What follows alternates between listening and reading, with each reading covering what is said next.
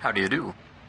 The Box Office Pulp Board feels it would be a little unkind to present this podcast without just a word of friendly warning. We're about to unfold a cinematic commentary track, made by a group of men who sought to create a podcast after their own ravings, without reckoning upon God. It is one of the strangest tales ever told. It deals with three great mysteries of the internet: analysis, observation, and deconstruction. I think it will thrill you. It may shock you. It might even horrify you. So if any of you feel you'd not care to subject your nerves to such a strain, now's your chance to, well, we've warned you. Now, to pause and refresh. For your convenience, we have an attractive refreshment stand in the lobby, with buttered popcorn, golden good and hot from the popper, your favorite candies, wholesome and rich, plus delicious Dr. Pepper, so bright and bracing with a tang and tingle unmatched by any other beverage. Enjoy an ice-cold Dr. Pepper at our beverage stand right now, and then return to fully appreciate this bop and a movie commentary track. Enjoy.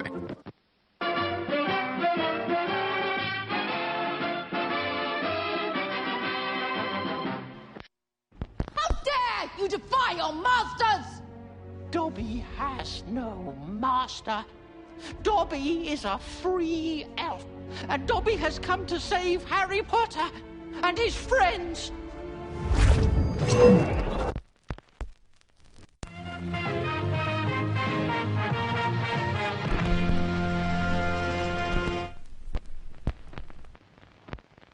Hello, ladies and gentlemen, and welcome to Box Office Pulp, your one-stop podcast for movies, madness, moxie, and tonight, multi-part finales.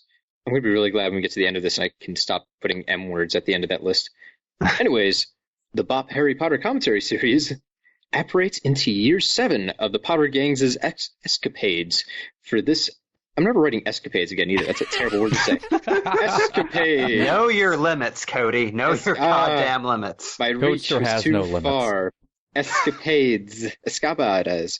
For this commentary track for Harry Potter and the Deathly Hallows, Part 1. I'm your host, Cody, and joining me well, look, okay, I'm going to have to make the most obvious joke in the world for the Deathly Hallows, but I'm never too high up for low-hanging fruit. So, 3 hosts, 3 Hallows, bing, bang, boom.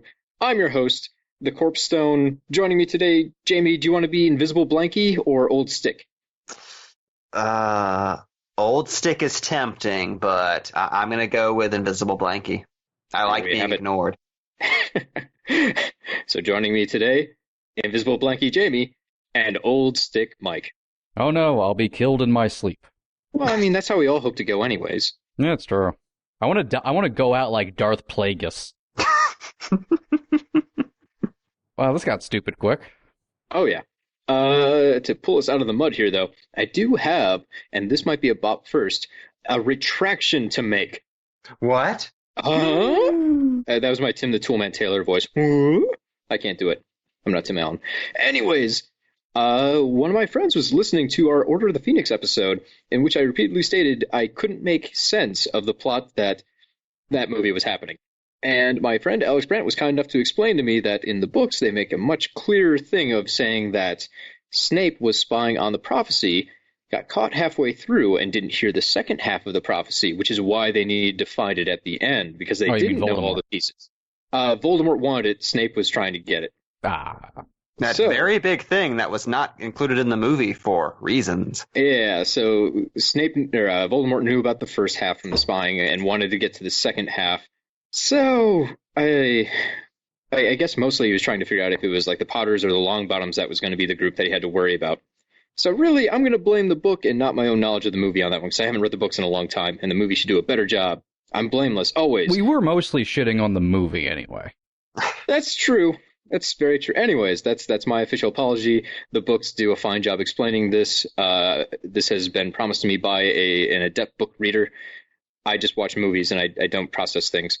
I like how your retraction was essentially just you saying, no, it was the movie that was wrong. Yes. My retraction is that this new information makes me even righter than I was before. Exactly. This is how retractions work. I always had it in me. I believed in you, Cody. But more important than that retraction and me not knowing my book material, Alex also sent in a recipe for alcoholic butterbeer. And I've been resisting that because I've had some butterbeer recipes that have not been great in the past, but this one was so simple I couldn't not try it. Plus, I had another drink in line, but I had to throw that out when someone sent me a recipe. Because how cool is that? Everyone at home, if you just want to send me liquor ideas, please do. You can send those to Twitter at Box Office Pulp. Send me all your cocktail designs. Please don't put arsenic in them. Someone sent me this delightful cocktail book. It's called the Anarchist Cocktail Book. I'm very excited to use it. I was going to say, this is how we get sent anthrax, Cody. Oh no, I've been burst aflame. Delicious anthrax. Deadly mustard gas. It's weird they have me boiling gasoline, but hey, I'm looking for a good buzz. Along those notes, I am trying to make a cocktail right now that involves letting a bunch of smoked cheddar float in a jar of rum for like 2 days. So I'll try anything.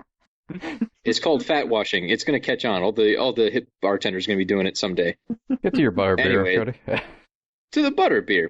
So one, I really like this because it only has 2 ingredients, which I can tie into the fact that this is a 2-parter finale. 2s, numerology, woo!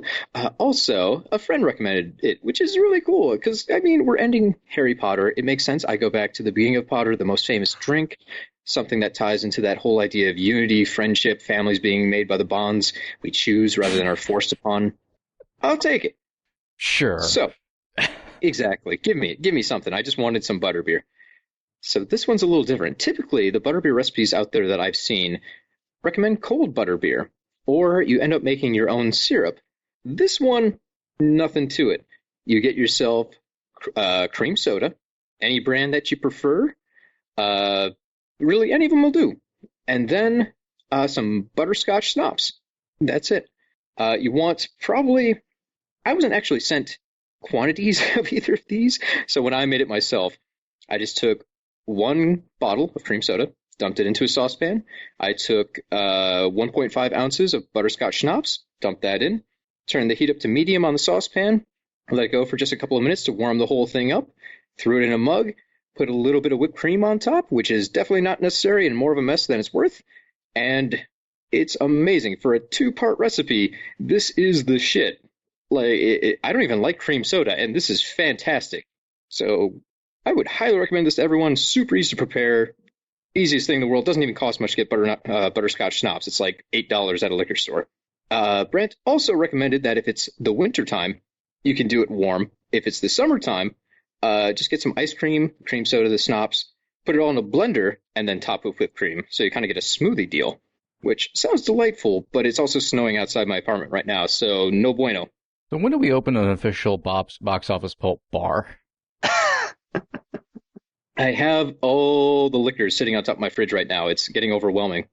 I like to think that you never drink any of the drinks that you prepare for these podcasts. You just sit each of them on your mantle, and they're just filled with flies now. Guys, I'm running out of mugs. I need help. Anyways, folks, I'm going to give you a second here to go make some alcoholic butterbeer. You might take a minute because you got to go buy soda. Whatever. You do you. It's going to be worth it. Get that. Heat it up. Don't heat it up too hot or you'll scald yourself. Common rookie mistake. Lord knows I've done it 1,000 times making this kind of stuff. All right, are you back? Got your drink? You scalded yourself, didn't you? You burned your tongue. I warned you. Well, anyways, put the drink down for a minute, let it cool off, and we're going to start up our commentary series. So you're going to be stuck here with 2 hours, 26 minutes-ish of talk over the movie while your drink cools down. It's perfect. So, Mike, you got us all queued up? I love your little banter with the audience who isn't here. They know what I'm saying. They're on my side. They know. And remember, they are not. I refuse to believe that, or I'll have to abandon this fucking show. Remember, folks, as always, like we say every time we lay one of these drinks on you, gulp it down, get in your car. Oh, God.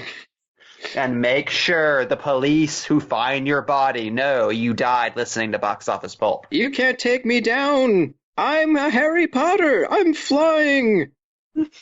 Rate us 5 stars on iTunes. Please, anyway, God. I'm going to count to 3. After I say 3, we are going to press play. Are we ready? Aye, aye, Captain. Base Madness. Oh, who lives in a cupboard under his I don't have any more to that song, sorry. Thank you. 1, 2, 3. I like how excited we are for Potter. No, I'm just excited because give me that fucked up WB logo. Yeah. Oh god, it's making noise now. It's terrifying. It's loud and it's screechy. It's tearing itself apart. Don't worry. At the end of Deathly Hallows Part 2, after they defeat Shao Kahn, it comes back together. That should be the after credit scene for Harry Potter and Deathly Hallows Part 2. Like the WB logo just looks like it's much better. It's got some gauze on its face. I feel like if the series kept going another 3 movies, the logo would have just screamed at the audience.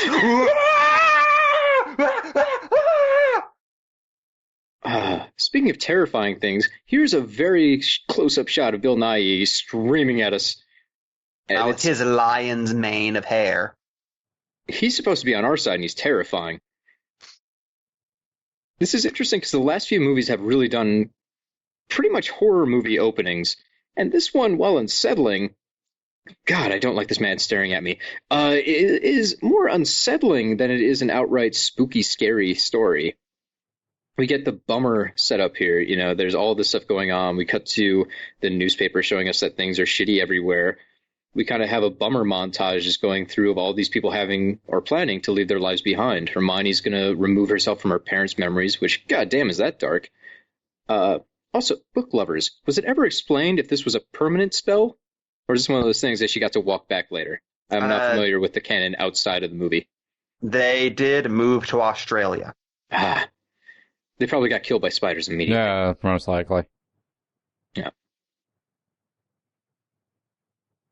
If I remember right, there was even a scene here where, like, the Dursleys had a small moment. I think Dudley went back and, like, yeah, I don't know, didn't beat Harry Potter to death or something, so it was going to be touching. I love how they filmed that and gave that actor a full prosthesis so he would still look fat. And in the finished movie, you just see him from behind. A lot of wasted fat suits in these movies. I am amazed at how effective this scene is without us ever having met Hermione's parents. Yeah. Right? So, God, that actress just has the worst things happen behind her consistently. That's a weird thing to be typecast for. Okay, I have a theory. Her removing herself from those photos caused them to revert back to their default. The stock photos of spoons you get whenever you buy frames. Because of having their memories erased, that meant that Tommy and Lisa Granger became brain damaged and strange and filled the sudden hole in their lives with drama. This is how we got the room, guys. No! Also, really, was it necessary to remove yourself from the photos? I feel like you could have just taken those with you, because now they have, like, a picture of an empty bed. They're going to look at that someday and be like, that was a weird thing to leave out. Did we have a child who died? Why did we just take pictures of empty furniture? This one is just like a crib. That's spooky. Janet, why did we do this? Why do we have this birth certificate with nothing on it? At least a lot of questions for Hermione's parents. I don't know if she thought this one all the way through. Anyways, she wanted to punish them for being muggles. That'll do it. Another thing I want to point out here, though, the score duties have switched hands. This time, Alexander Desplat is... do you pronounce the T on that? Desplat? Desplat? I think it's Desplat. Desplat, actually. He's won many Oscars. I should know it by now. He's done a lot of wonderful composition work. And we don't know what we're talking about, though, so it's okay. Yeah, that's fine. His score for this really fascinates me because I think it's a great score, but it doesn't strike me as the most Harry Potter score. Most of the other scores have kind of been in a mode where they're trying to imitate, to a certain degree, what John Williams was doing in the first 3 movies. And this one feels like it's more interested in being its own score that occasionally has some sort of kind of whimsical, magical flourishes to it. I don't mean that as a bad thing. It's just a curious change for these last 2 movies to kind of stand on their own from a score point of view. Yeah, I like the score of these last 2 pictures, actually, but they're so diametrically different than anything that came before, and it's especially weird when you consider Williams wanted to come back for this. Oh, really? I never heard that one. That'd been Yeah, interesting. he couldn't just because of prior commitments and whatnot, but he really wanted to. So we could have gotten a return of Williams, giving us a classic Potter score. Instead, we end up getting this, which I actually think fits the story pretty well. It maybe doesn't stand out as much as the previous scores, but it has a flavor to it I like. I like how it's by far the least whimsical of any of the scores, which I think very much fits the tone, yeah. And I think it's this sounds negative. I never mean it negatively when I say something is functional. I think that's actually high praise. In terms of this, it's a very functional score that gets the emotional beats pretty effortlessly. It doesn't feel like it's straining, but you get the emotion that they're going for. And most scores never really hit that, so I consider that a high compliment, even if it sounds a little backhanded.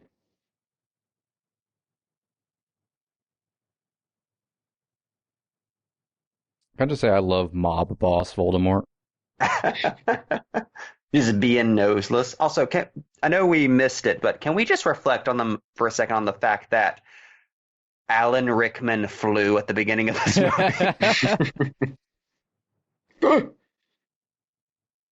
I really enjoy Fine's performance here. I mean, we get the calm, collected Voldemort, and when he kind of goes off the handle, it's not like he's totally unhinged. He's just mad at the help, which is this very snobby, elitist kind of asshole villain that makes him feel a little bit unique, but still unpredictable, cagey. I like it. It gives a lot of character in a small amount of time, because we haven't seen Voldemort all that much throughout the series. We get little snippets of him, mostly at the end of the films when he's enacting his evil plot. This is one of the few times where he gets like a dialogue scene all for himself at the start of the movie. Plus, everyone else at this table does a wonderful job of selling how they react and think of Voldemort. No one really wants to look him in the eyes. They laugh at his jokes, but they kind of seem nervous when he gets by them. No one wants to be like the guy who jumps up and interacts with them. There's that fear, but reverence as well. It's sold wonderfully from these guys who really have almost no other role in the movie. They're just here to look scared for like this scene. Yeah, definitely something that pays off in part two. Like, you really get the sense that everyone really wanted Voldemort to come back until Voldemort came back. Oh, geez, maybe this wasn't a good plan. It's a better idea to them than actually in practice. Once, Wizard Satan actually shows up. Voldemort came back and Lucius lost his comb. Things went downhill. Yeah. I do like this is as bedraggled as you can possibly make Jason Isaacs. This is Jason Isaacs if he hasn't shaved or showered for 6 months. Voldemort's dickitude here. My wand broke the handle. Important I have a good stick. Meanwhile, Rickman has never looked more suave. It's impressive, too. He's doing all of his acting by not reacting. Like, there's nothing going on in his face for these. It's very well controlled, which makes sense considering, he's a double agent. Okay, this is kind of a problem I've had with both the book and the movie. I will always think it is such a missed opportunity for this to not be Professor Trelawney, as opposed to just a character we've never seen before. Yeah. Yeah, I've always thought the same thing.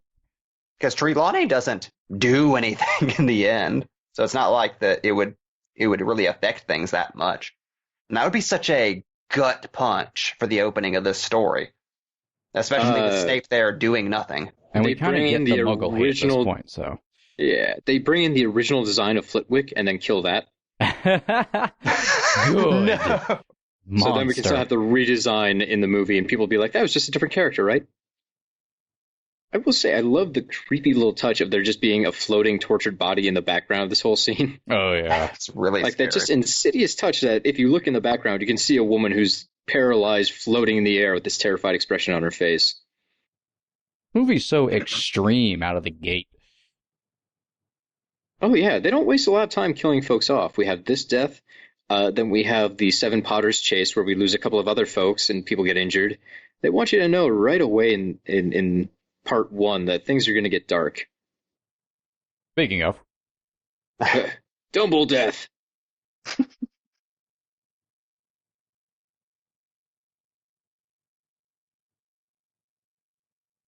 Harry, you weren't masturbating to that, were you? Look at this glass. That's now important. Somehow, even though this is a two-part movie, they still have to rush through a lot of things that I wish they had taken a little more time Yeah. to expand on.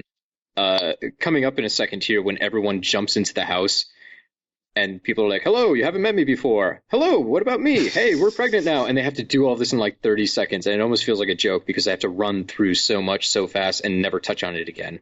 Yeah. Oh, Harry must be so overwhelmed in that moment. Hi, I'm Mundungus. You've never met me. Hi, I'm Bill Weasley. You've never met me, but I'm fucking the French girl from 3 movies ago. And also, I got attacked by a werewolf named Grainback you've never met before. Now I'm a werewolf too.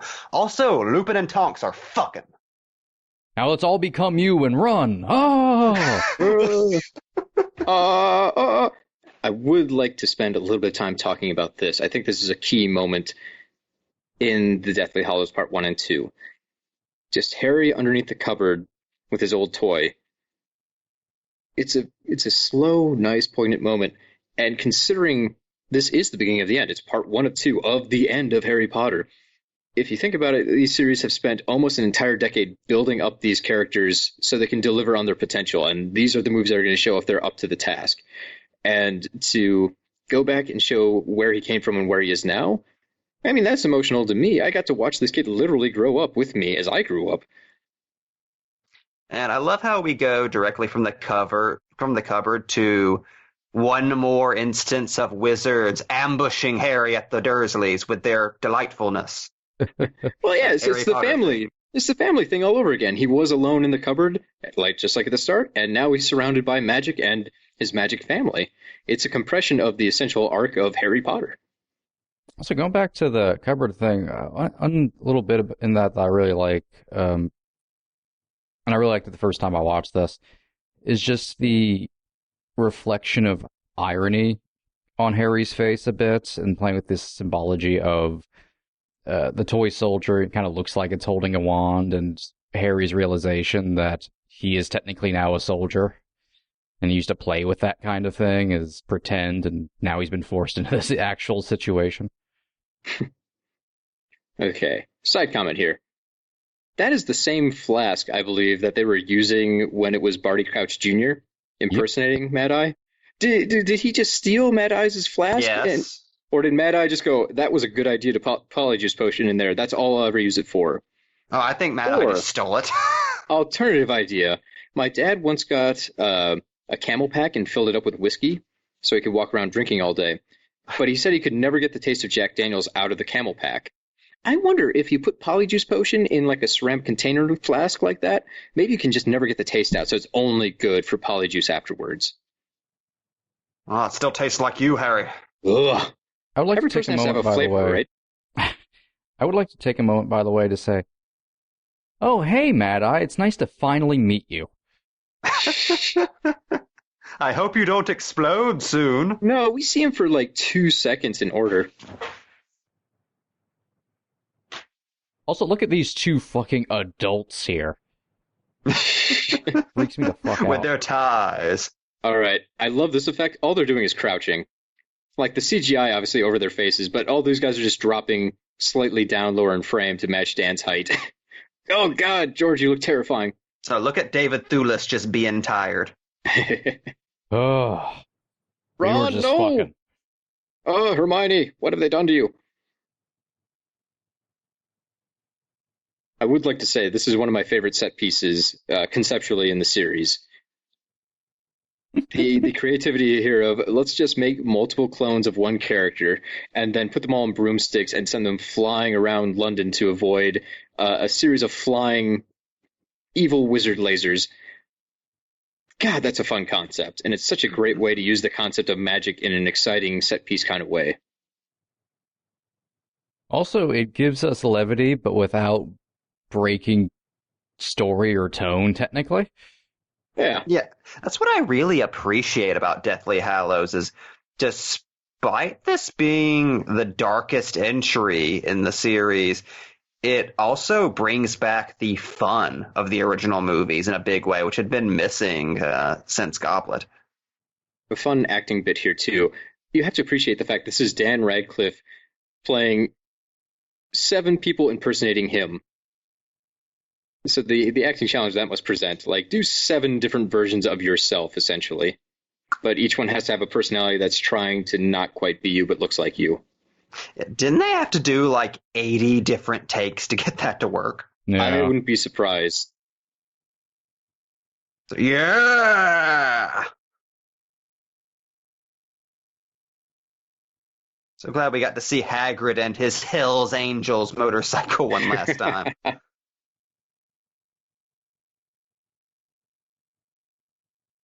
I don't want to nitpick too much on the logic here, but I almost feel like they should have been totally identical. Like, dress them all exactly the same, give them the same rides. Maybe not make him Dan Radcliffe. Yeah, that is an odd decision. Maybe make him like all George Goodbye, Clooney Matt. and put him in limos and just drive them. Yeah, Or goodbye, maybe Matt. not have actual Harry driven by Hagrid. Yeah, there's some weird choices here, but it is what it is. It's kind of obvious. Oh, not really. Apparently, it's just Hedwig that gave him away.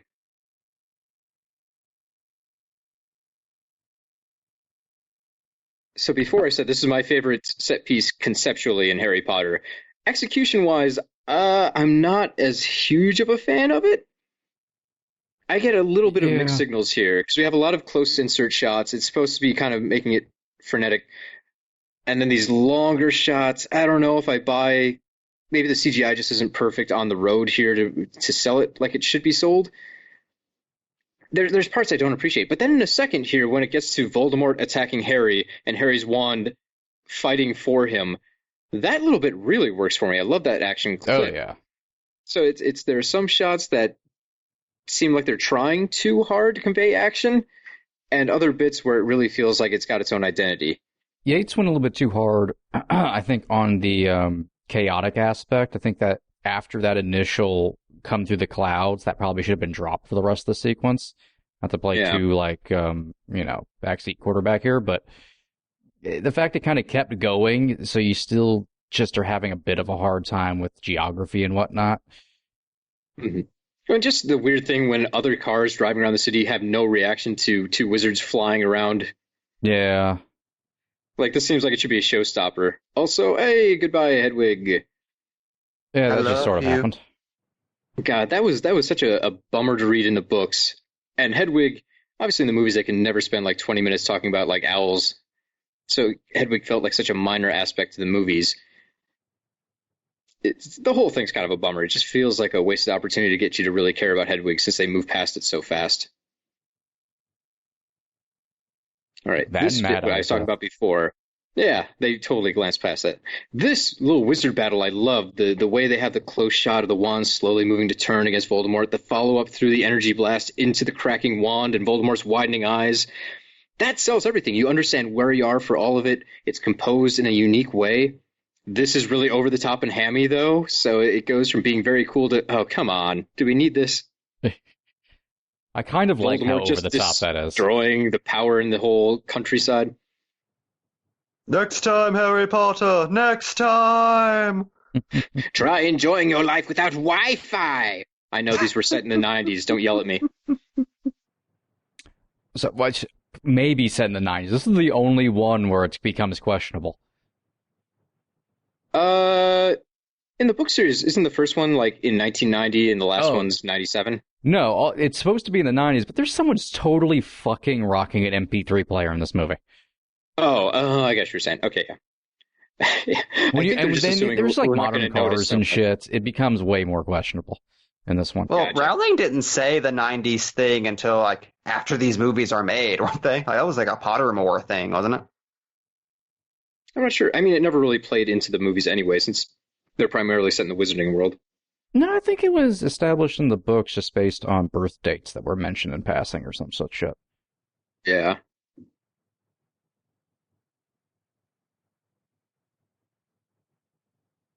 Who are you? I had this thought when I'm way back. rewatching. I had this thought during a scene that happens later, but just my own thought made me laugh, which is the chick playing Ginny as a sociopath? Because then it suddenly makes sense. And then it's like, oh, Harry has some kind of weird type. Also, Lupin just fucking going crazy here amuses the shit out of me. How did you put your name in that goblet?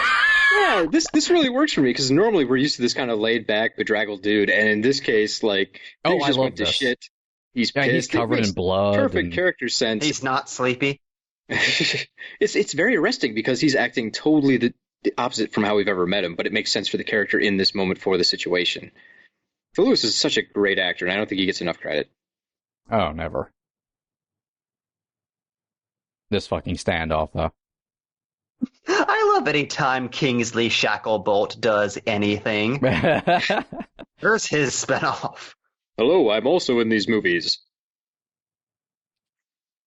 I feel like they should just have a little conversation with each other about, did you ever notice that Dumbledore talked about this young boy a lot? Does that ever make you Possibly uncomfortable? too much. The Majesty. And goodbye. I'm done in this film now. I don't know why I'm I'm a amused werewolf. that they teamed up Ron and Tonks. Yeah. And we just saw an Was- apparently amazing Ron action scene that happened off screen. Right. Ron Weasley shows his stuff, but no one sees. Well, we're never allowed to spend any amount of time with Tonks. That's the rule. That would be one thing I have in favor of the idea of someday rebooting the Harry Potter franchise as like an HBO Game of Thrones type series where Yeah. each season is one book. I mean, that might be a hell of a thing to do for the first couple of books while they're still building out. But I love the idea of really being able to dive into this world and explore all these side characters instead of being forced onto our main trio. In a movie, you just don't have time. You know, this was already 2.5 hours long. They really can't afford to start talking about, you know, Tonks or any other side characters who really doesn't play into things as much. I think what Netflix has done with a series of unfortunate events is a great example of how to do something like that, where you can just a little bit stretch the stuff from the later books into the earlier books to make it all a little more cohesive. Yeah, didn't they? I've only read like two series of unfortunate event books. Didn't they combine like the first 3 books into the first season or something along those lines? Oh, yeah, it's like Every- every 2 episodes, right? Yeah, every 2 episodes is a single book, essentially. Gotcha. And they took some characters and like all of the conspiracy stuff from the later books and just stretched it into the entire series. Yeah, which Okay. works out really well. Like, it kind of makes a perfect ultimate adaptation of it. Cannot So I talk think you can more highly enough of it. Oh yeah, fucking watch that if you haven't so far. Oh, It's yeah. incredible. I mean, like the thing says, it's a very depressing series, but I've been having a good time with it other than feeling sad. It's very sad. Yeah. That's the highest compliment you can give. But I think you could very much do that with Harry Potter. Like, just have the Order of the Phoenix around from the beginning and not interacting with the main cast, but just being something that's there. Because we know from the later books, there's a lot of shit going on behind the scenes that Harry doesn't find out about until much later. Yeah, you Yeah. could give them B plots in the show, often their own thing, and you just know they're going to wind up with everyone else later on. And it would be exciting for people who already know the Harry Potter franchise because it's something new. But not in a way like The Hobbit, where they just decide, what if we spent 20 minutes going after the necromancer and nobody cared? Gosh, you see so much of Harry's wand. Oh. God damn it, Harry, you just spent like 6 years learning the importance of sticking by your friends. You're a fool, Mr. Potter. You'll lose everything. The Weasleys No couldn't one's have allowed to be rebuilt a special. nicer house. With magic, no less. Like, they have could've. magic. They could have just rebuilt their entire house. Instead, they just built kind of like a vague shack. Why I don't they feel- just live inside of that tent from Goblet of Fire? It's Right? nicer than the house. Probably terrible in winter, though. I feel like they should have an underground bunker this time so it can't get blown up by evil wizards flying by. Oh, it's just 10 Cloverfield Lane, but with the Weasleys. Don't let him in. He's a Death Eater. I like the idea of John Goodman as a wizard a lot. Yeah, where's him as the fucking Minister of Magic and Fantastic Beasts? Would it have been wrong if they made John Goodman Fudge? I feel like he would have been insulted just by the name. God, imagine fucking full Coen brothers screaming at John Goodman, saying, Avada Kedavra! Oh god, now I'm just imagining a really overweight Voldemort. Just imagine him as a Death Eater running through the Weasley houses as burning, and he's just charging through with a gigantic shotgun wand. I'll show you the magic of the mind! Great, now I have to go watch Barton Fink. You're welcome.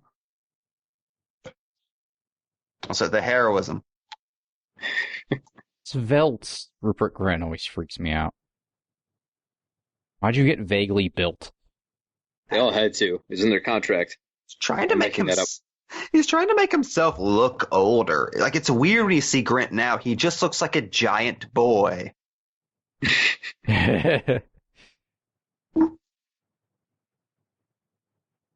He's the best diner you've ever been to. Subtleness of that joke. Now, this might sound callous, but I'm very glad George has his ear blown off because it's so much easier to tell these guys apart now. It really is. Thank God. Hey, Oh, Reese that one's Skeeter, Fred. remember her? That one's George.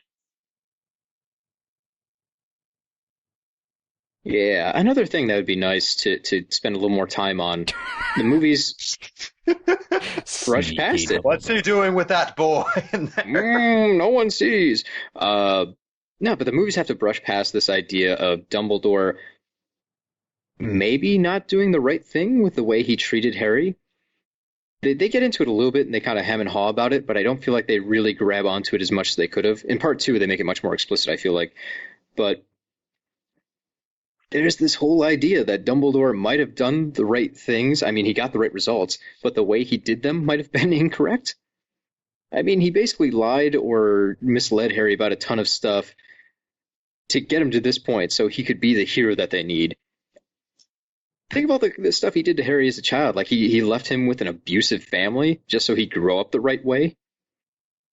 Like, that's a lot of foresight on Dumbledore's part. He's lucky he was right. Because that's a pretty shitty way to treat another human being, just to make sure they're the fabled, destined one that grows up with a pure heart. It'd be hilarious if it turned out Harry wasn't the last Horcrux. Dumbledore watching from hell like, oh no. Oh, I goofed. Also, you don't know this just from watching the movie, but George has mastered the art of invisibility.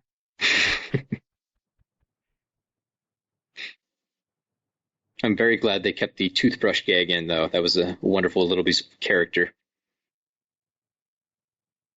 The evil.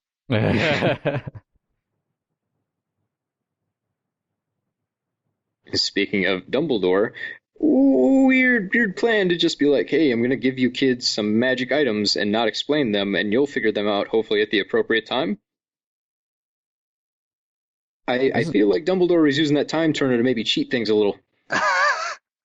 Dumbledore is just not good at what he does. I'm glad he's dead. I mean, everything works out in the end, but boy, goddamn, that's some real luck he's got going for him. God, can that be headcanon now? Like Dumbledore, before his death, turned the time turner forward, and just off camera at all times, he's sneaking around, making sure things go off with a hitch. You guys have seen the fan theory that, and this is my favorite stupid Harry Potter fan theory, that Ron Weasley is secretly Dumbledore. Oh, yeah. I haven't heard that. You haven't? Oh, I'm gonna look this one up. I have to read it to you because it's bananas, and I want to get the details right. I totally thought you were just going to go with the Dumbledore is the angel of death thing, which also makes sense. Yeah, that one makes a certain amount of sense. Oh, hey, that's the thing. Fun fact, if you go to the internet and type in Ron Weasley is, you get the results. Ron Weasley is the best. Ron Weasley is most afraid of these. Ron Weasley is our king. Ron Weasley is Dumbledore. Ron Weasley is a Death Eater. Finally, the truth can be revealed. I would like to see the Death Eater theory. I'm What a curious how they useless pin that one on secret him. Death Eater that would be. Right? At the end of the movie, he just shoots Harry in the fucking head. Hail Hydra. Ron, I have a very, very important task. Do nothing. Ever. Want me to report to you? No. Nothing. Do nothing. Just get in Harry's way.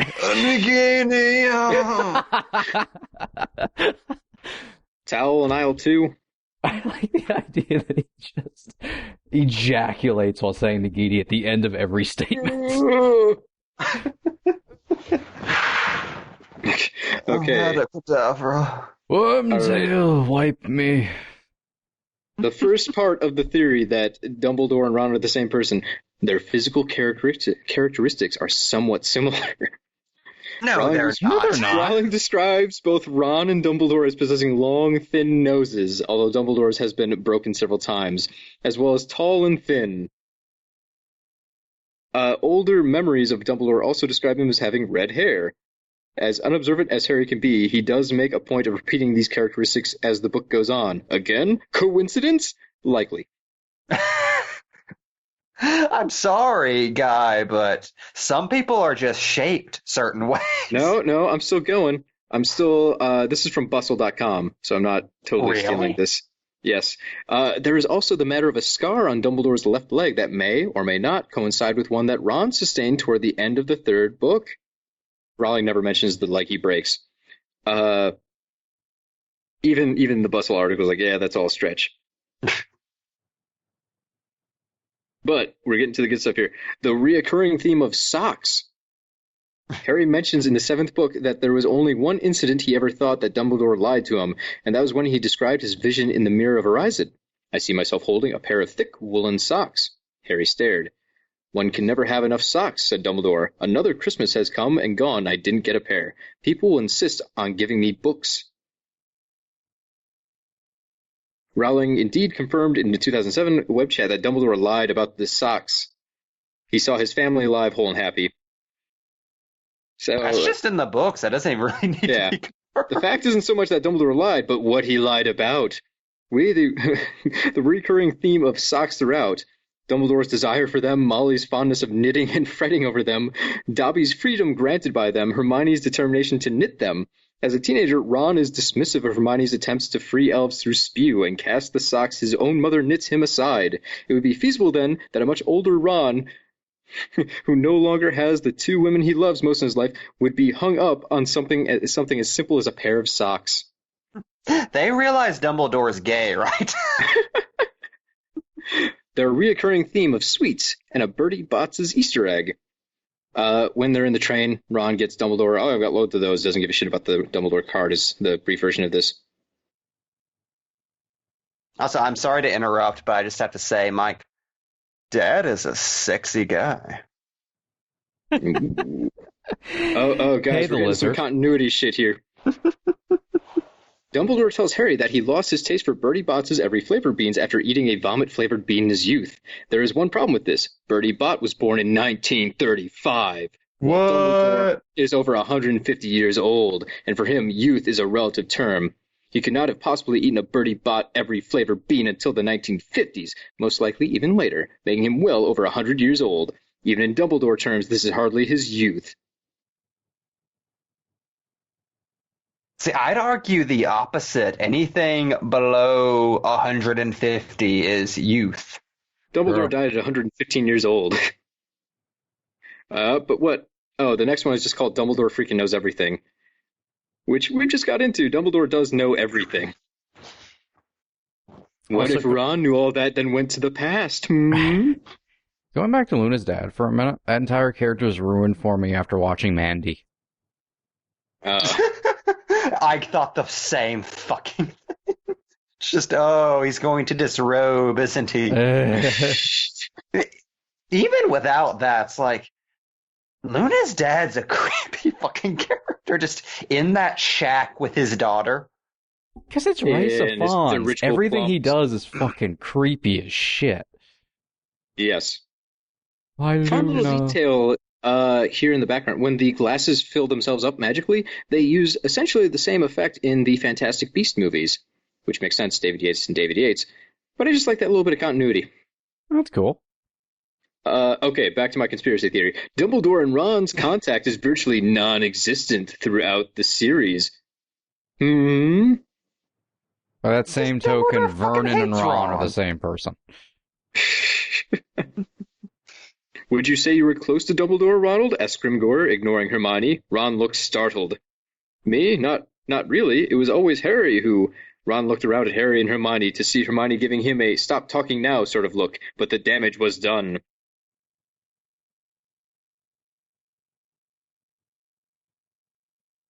So yeah, I mean, that's true. Dumbledore always comes down to basically talk to Harry. He doesn't give a shit about Ron. It could cause a paradox.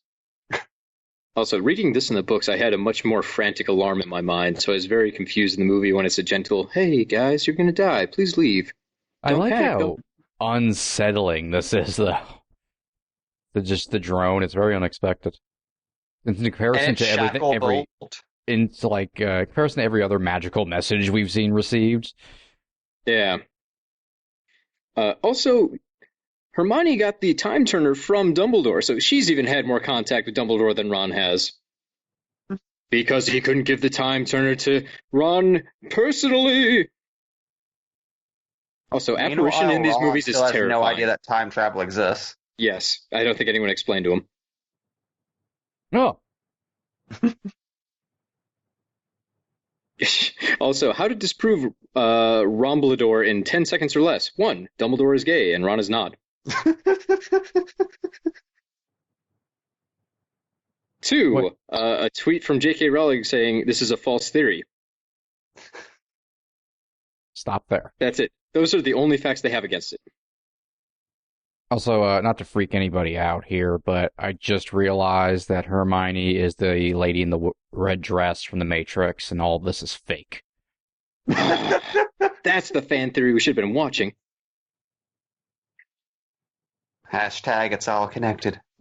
I don't know why the idea of a Mary Poppins bag is always amusing to me, but it doesn't matter. It's always funny. It's always entertaining. It could be the TARDIS. It could be that bag. It could be Mary Poppins doing the same joke. Always hilarious. This is the lady that's an anachronism. She's the time traveler. She's got that Turner. I love how Hermione is just Ford Prefect in this movie. Like, it's okay, I brought a towel. So one thing I'm torn on about this film is the color grading for it. Once again, it's very bleak and washed out, which makes perfect sense for the tone they're going for. You know, it's not a happy-go-lucky, whimsical film like the others, but it's just very weird to me to look at Ron and his hair is just kind of so washed out. If you didn't know better, you might not know he's ginger. I like the color grading a lot more in this than in Half-Blood Prince. It is still bleak and washed out, but it's not that weird, unnaturally earthy tone that Half-Blood Prince had. Right. Yeah, I It like still the color allows for a grading. lot of color.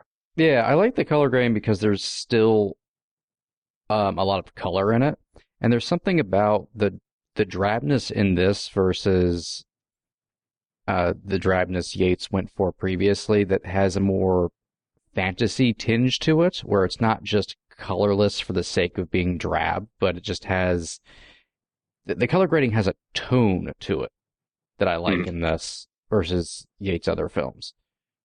Yeah. And as long as we're talking about the coloring, we should mention that, like composer, we actually have a new director of photography this time, Eduardo Serra. So they switched that out for the last two as well. Kind of a weird choice to change so much up at the end. I believe the cinematographer didn't want to come back, just being afraid of repeating himself or just not being able to do something different enough. Total change of subject here. I love this little bit where they have to basically convince Ron to not murder a dude. Ryan's Like- Dirty Harry in this movie. She Well, got no, I mean, extreme like I quick. said before, this was the culmination of the characters' arcs. They've spent 6 years growing up before our eyes, 6 book years growing up before our eyes. And now we have to see if they can deliver on the promises made in the first one, where there's going to be a Dark Lord that comes back. Can they stop him? And it seems like a major test for Ron. Is he going to kind of fall into darker ways to get the ends met? Or is he going to maybe release a little bit? Is he going to be merciful? So it's a big test for Ron. And this whole film is a giant test for Ron, oddly enough. Like, Hermione doesn't get tested in the same ways. They're always about Harry. He's the main antagonist, but his trials are different. Ron's are very big in his face. They feel like they should almost be A-plot. Ron is very tired of being a bystander in this. Also, before we continue on the Ron conversation, there's something about this exchange I love that I feel like is almost meta. About, we got you a cake. This is the thing we're going to focus on. And Harry going, no. That's something the other movies would have done. We would have just broken tone for like 20 minutes and like would have a birthday party for no reason. But we're not actually going to do that this time.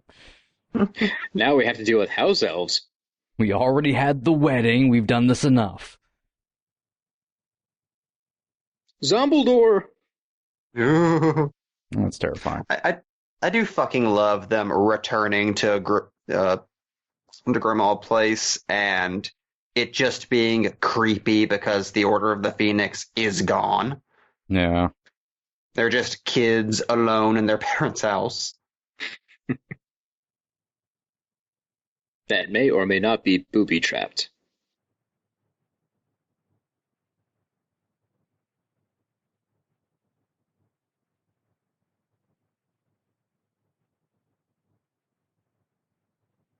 There's a Lego set, not an official one, but one that just came out, someone made of this, that actually has the two halves of the building separating and then another Lego block coming from behind to form Grimmauld Place.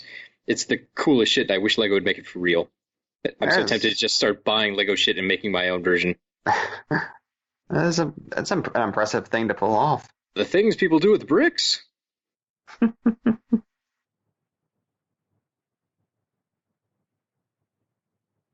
Just fuck already. Jesus. I am very glad that, even though it doesn't have quite the same effect as it does in the books, that they still went with that detail. Because that is like my favorite bit of writing Rowling does in that entire series, where Harry wakes up and just sees their hands touching and thinks, man, I wish I had somebody. Besides Ginny. Dobby. There's always Dobby. Master Potter? You want to see me stretch? You want to see my hidden hallway? Would you fuck me? I'd fuck me, Mr. Potter. Goodbye Horses is playing in the background. Dobby's on the kitchen table. Oh, I'd fuck Dobby hard. Dobby is so smooth now and without detail. The silence of the Muggles.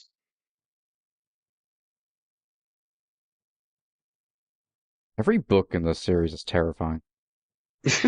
Well, they're all look like cursed. they're weaponized. Harry opens it up and he just gets sucked inside like it's Army of Darkness. Use your magic to clean stuff. For a second it looked like they were just going to trap Hermione in the room. Find clues. Goodbye. She's trapped. Run. So, Jamie, when you were reading the books as they came out, did you, were you trying to play detective to figure out the REG thing before we got to this story? Oh, no, I didn't read the books as they came out. Okay. I read Sorcerer's Stone when everybody else did, and then I read the entire series in one go the summer before Part 2 came out. Gotcha, okay. I remember reading through the later books in a rush. One of those things where you go out and you buy them at midnight and then you just go home and read them for 6 hours, which parents can't really argue with. I'm going to go read a book for 6 hours. Most parents are normally pretty happy about that, even if it's kind of weird. But then going back to hang out with friends and everyone we finished the book. Have you finished it? Because we're going to spoil the whole thing. And you just having to run out of the room screaming. So you didn't find out little tidbits that you didn't catch fast enough. Because there's always one smart person in the group who would put together all the clues from later on way too early. Like they saw REG and G, and they like instantly knew exactly who it was. Then you have to wait for the next book in the series. I'll say nothing makes you feel like you have the power of God himself than reading all of the Harry Potter books in one go. It's like, well, I am the master of time. Those books really flew by. I've never read so fast in my life and still retained the information. It was impressive. Also, it was wild times back when the whole Snape kills Dumbledore thing hit the streets. Because the internet was still fairly, people were using it, but not to the same level they're using it now. I just remember people making YTMND videos of this stuff like characters reading books that just have the words Snape kills Dumbledore pasted into them, and then the character like freaking out and screaming. Someone spliced that together with the shot of Jack Black kicking a dog off a bridge in Anchorman. just so many people reacting, finding out, and trolling other people as fast as they could. That was like half the thing. They wanted to read the book so they could ruin it with other people. It was the birth of trolling in my mind. The best one of those was the one they made for Castaway. Just someone skywriting it with Tom Hanks there with his only book. Hey, Hogwarts Hello, Express. Christopher Lee. Fucking pulling a Magneto. A callback to My Father Will Hear About This. There is some kind of clunky dialogue in this specific stretch. That one there, Neville jumping up, calling the Death Eaters losers. How did Neville not get brutally murdered 5 seconds later for that? He should have been shot on the spot. And then we have this little bit here where Umbridge gives her little cruel laugh at the end of the Nothing to Fear speech. It's all in my mind very overbaked. And it's weird because the whole movie isn't like this. It's just this specific scene, or a collection of little snippets. Ugh. I have a problem, though, with this sequence, this scene right here. Not the scene itself, but it's structured stupidly. Because in the next scene, you're supposed to be, like, dramatically revealed about Umbridge, but this scene happens directly before the dramatic scene of Umbridge revealing the newspaper. So it completely breaks it. This should happen afterwards. Is that way you meet all those characters, so that way they're fresh in your mind when they take them over, and it just doesn't make any fucking sense. It's just stupid. Yeah. No, or just do that scene, but don't have Umbridge standing in the background. That too. Like, there are ways to make this effective. I don't understand why they went the way they did. I don't know.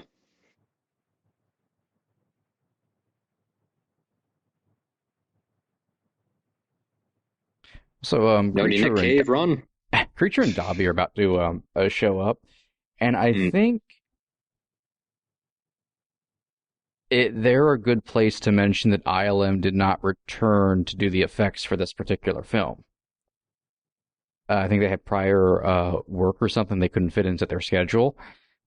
And, man, it's not that any of the effects in this film are bad in any way. They're all very good, but you can tell when ILM isn't handling something they did previously. Because you look at a lot of the effects, but you look at specifically Dobby and Creature, who aren't rendered poorly. Like, they look like they're there, but they have no detail anymore. It's weird that Dobby looks better in chamber. Yeah. They're just so smooth. It's like they're not Dobby's been living the good life now that he's not in, slavery anymore. Takes 300 years off an elf. Semen, this really takes care of the wrinkles. Where do you even get those fucking shoes? His lips are so supple. God, he just looks like a dude. It's weird. Yeah. On the other hand, though, I really appreciate the personality they gave to the house elves. Creature and Dobby shoving and fighting each other as they go along this table. Creature going in the background to pull out like that screwdriver so he can stab it, Mundungus. They made them feel like actual creatures and not just like a CGI effect, even though the look isn't perfect. Yeah, it's the little touches that make them much more real, but that's the lack of detail. Yeah. The poking. Ha-ha! Practicing my stabbing red. Ha-ha! I like to think that all of this is happening but Harry still totally knows that Creature is the reason Sirius Black was killed. True, yeah. He's Creature just needs to playing spin the off. long game. He's giving him this stink eye in the background there. Like, what if you just did a spin-off of Creature hauling Dobby's corpse around like Professor Xavier in that one Claremont comic with Magneto's corpse? I was going to say a spin-off before this as an odd couple, and it's just two house elves living together and hating each other. Creature's trying to murder everyone. Dobby's just trying to set up a house party. Oh, also, My God, not her. there she is again. So there's our reveal. Yeah, it just makes no sense. It's a reveal to the structurally all characters, wrong. not to the audience. So it feels off. Yeah, It's better if we get the information at the same time as the characters in this sense, because we could share their surprise. So I have to say, they fucking lucked out by being able to work around the stuff in the amulet. Because that's where cutting out half of Order of the Phoenix could have really bit them in the ass. Because all that stuff is established in that book. I mean, they were lucky enough to have JK helping out on most of this stuff, so they could ask her if, hey, is this important? No? Oh, great. Throw it out. And this is the film where she was actually a producer on, wasn't it?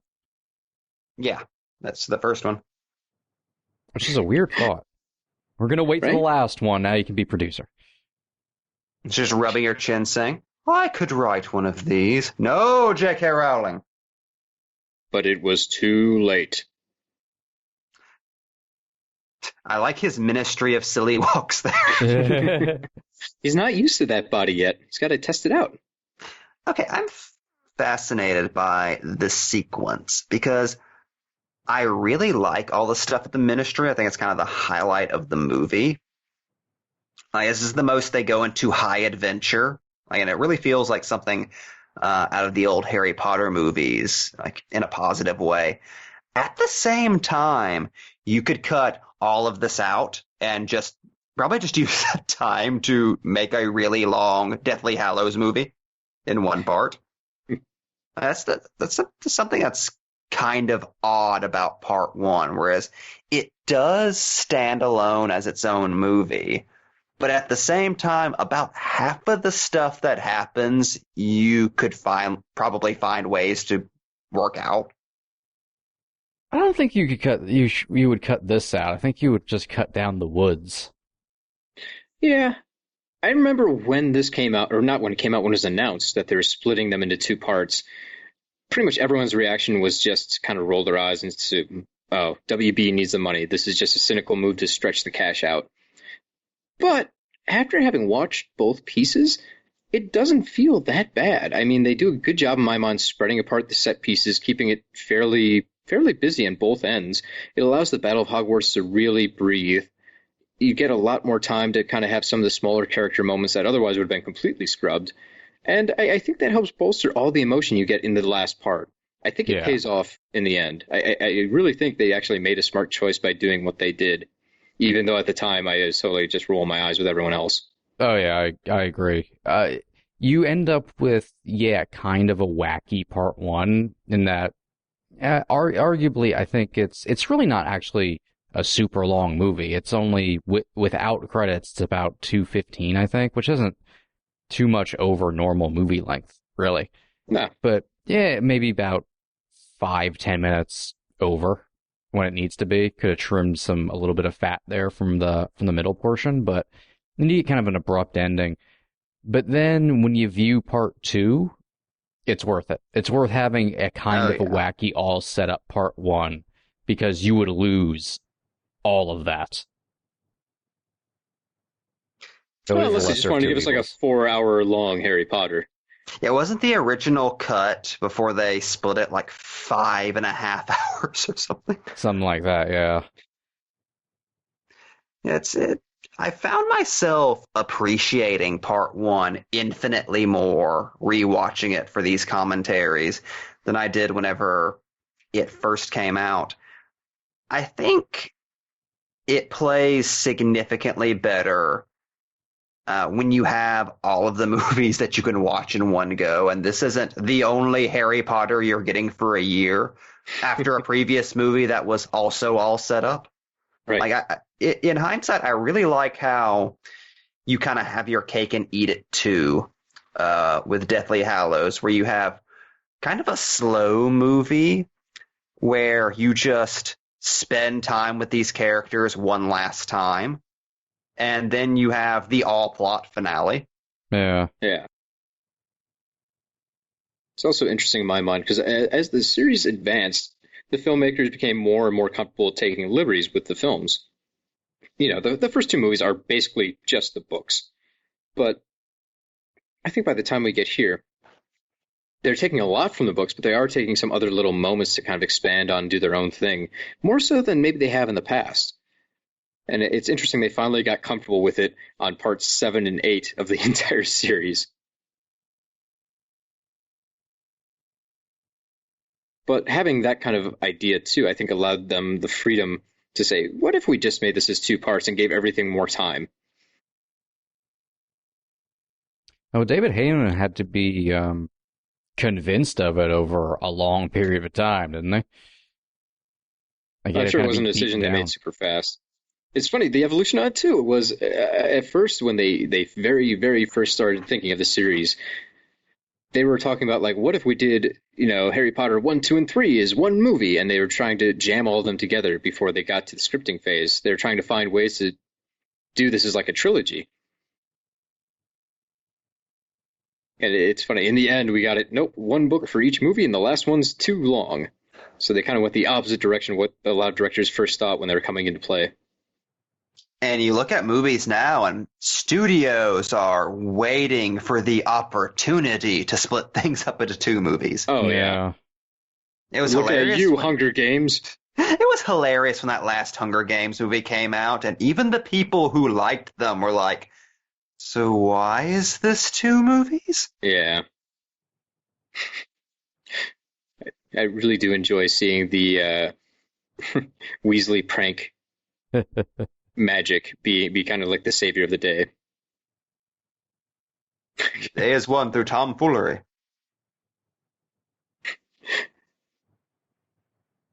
It's a neat wrinkle, too, that the way this is drawn up, we essentially have an entire set piece done without our main trio.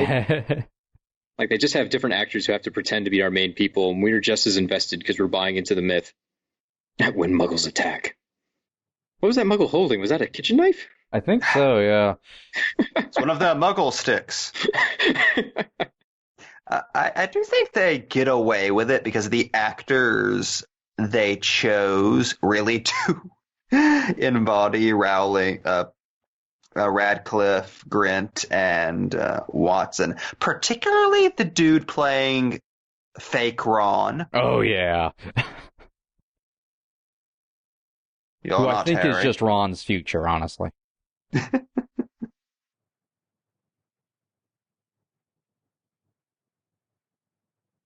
This slink Speaking off of- always makes me laugh.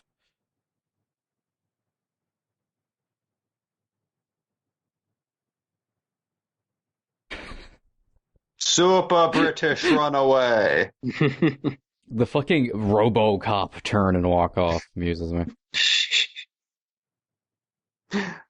I'm just amazed at. Did they find the most British tough guy actor they could possibly?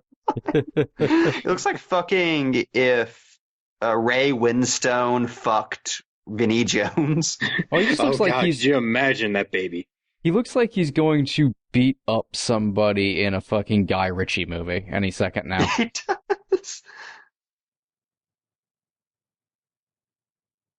And I have to probably get back to my has. appointment at the midnight meat train.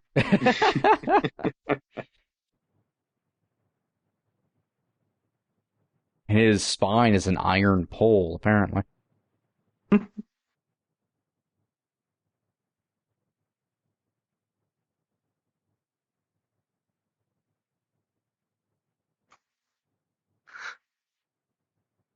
Also, going back to our kind of initial reactions to part 1, it's funny rewatching this. I remember first time, I I liked the stuff in the wandering around the woods for 6.5 hours. But it goes on so long. It's really not that interesting. Whenever I rewatch this, it's just my favorite part. Even Ron's space madness. Like, I just like just spending time with those characters for a while. It's interesting. It plays much better in hindsight. Also, they really don't spend anywhere near as much time in the woods as I remember. It's like 15 minutes. Yeah, it's not that long. I mean, we're not even in the woods yet. Mike, as a time check, how far along are we in the movie? We are 1 hour in. Yep. Yeah. So, honestly, they don't spend that much time in the woods, but that's what you remember of this movie until you pop it in and realize, like, oh, wait, there's like 4 giant set piece kind of things that happened before that. Yeah, everyone's remembrance of this movie, everyone's reaction when it first came out was the fucking woods. It's all anybody could ever talk about. But really, Well, it probably didn't help that the trailer was just, them running through the woods. Yes. The poster was them running through the woods. They really pushed the idea that these kids were in the woods. And this was during the late 2000s where characters being in the woods was really, it was like a weird trope. I guess because of the sci-fi channel. Now it's barely a quarter of the film. Say about a quarter. So a horrifying glimpse into Radcliffe's future there. The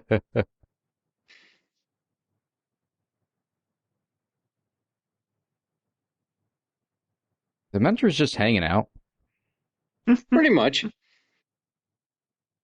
I love the amazing team up of the Dementors in the creepy ass Ministry of Magic hallways. Didn't occur to me before, but we've slowly been trekking through a lot of Potter's history. I mean, we start with the cupboard, then we go up to Dobby. That's our part 2 reminder. There's our part 3 reminder, because now we can see the not Death Eaters. But I mean, we're basically working our way. Yeah, we're basically working our way through the books and getting a lot of flashbacks to characters we haven't seen in a while or events we haven't gone through in a bit. Umbridge and whatnot. Yeah, Umbridge again. I mean, kind of breaks the theory of the pacing on that one because she's after Dementors, but whatever. It very much feels like the last level of a video game where you're just taking a victory lap. Yeah. Also, I think it's important to call out that I remember the Order of the Phoenix movie never actually said Umbridge was a Death Eater. Gonna roll over that mistake. Ron, you kissed a married woman. You're bad. Yeah, Ron destroyed that woman's marriage, as women's love for teenage Rupert Grint has often had. Just wants to get into his goddamn ice cream truck. Also obsessed with this dude's 80s bad guy performance. Oh my god, he's British Terminator. With his grumble. I just feel like he should be battling RoboCop or something. Or John McClane. The fucker's a die-hard villain. A guy's being taken down by flyers like he's in Brazil. Or he should be battling Schwarzenegger on Mars. Something like that. Just anything like that. He's Anton Arcane. Run, run, run! There is a lot of slow-mo operating in this film. God, and it's all terrifying. I would never want to travel this way if I was a wizard. These people have to be, splicing with flies all the time. That's how we get Dobbies. Amazing visualization, though, of that weird teleporting thing. Oh, yeah. I have to hand it to him. That was I never would have been creative enough to come up with something like that. Especially like the streaks of people becoming streaks of trees as you kind of refocus on the environment you're now in. Yeah, it's like, it makes me sad that Yates, like Mike, you've talked about this a couple of times throughout the commentaries. Like, it's so sad that Yates isn't recognized as a director-ass director, which he really is at this point in the series. These are very well-directed movies. Yeah, I've said, unfortunately, we watched Yates cut his teeth as a director, really, 'cause he's only done TV stuff. We see him cut his teeth and find kind of himself through the Harry Potter movies, and it's kind of a shame because he had to shepherd them at the end. He had to take them on, and at that point it had been established they all have to kind of look different. So you see him take on Order of the Phoenix, which he hadn't quite figured it out yet, and he's still kind of in TV mode, so he's still playing to Harry Potter style, which is why it plays around with a couple unique things that he brought, but it was just him trying to make what he felt a Harry Potter movie looked like.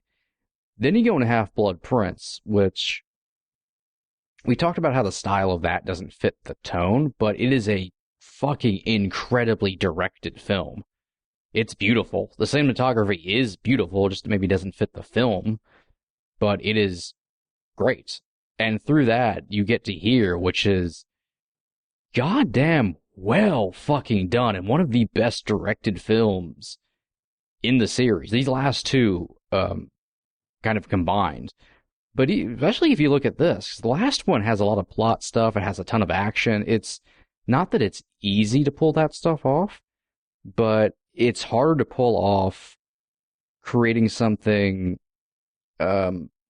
visually interesting and exciting and a lot of energy to it when it is a lot of character stuff, like characters sitting at a table talking or doing stuff like this. And I think you see Yates finally figure out what Yates brings to the table as a director and kind of double down on it with this film.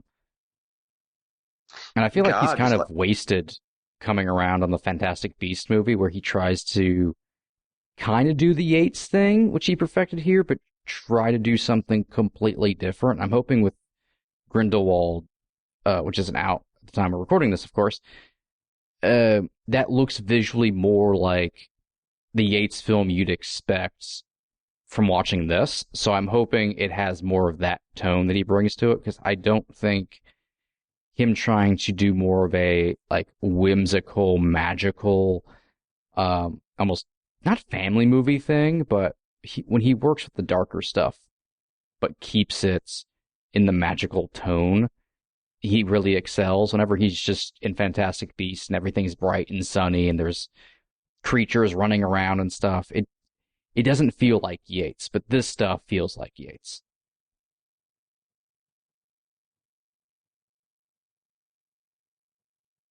And God, just look at the that shot of Hermione from the previous sequence of her like in a business suit casting a spell with blood on her hands, with Harry and Ron in the background. Like that's like a comic book panel. Yeah, that's like a painting.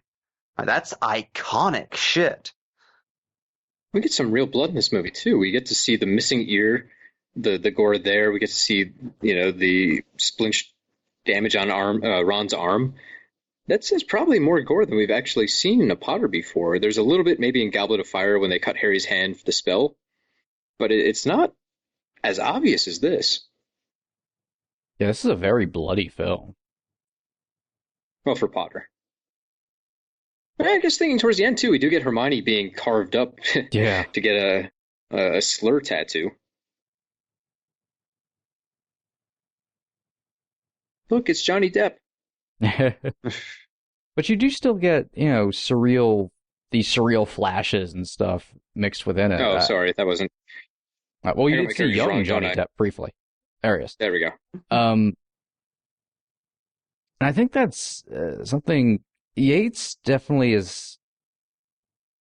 He's definitely talked about a lot because he did a lot of these, but as far as I think he's seen as too functional, and I think we've kind of talked shittily about him because of Order of the Phoenix and whatnot, but I think it's cool throughout the 4 films he does, you get to watch him grow. And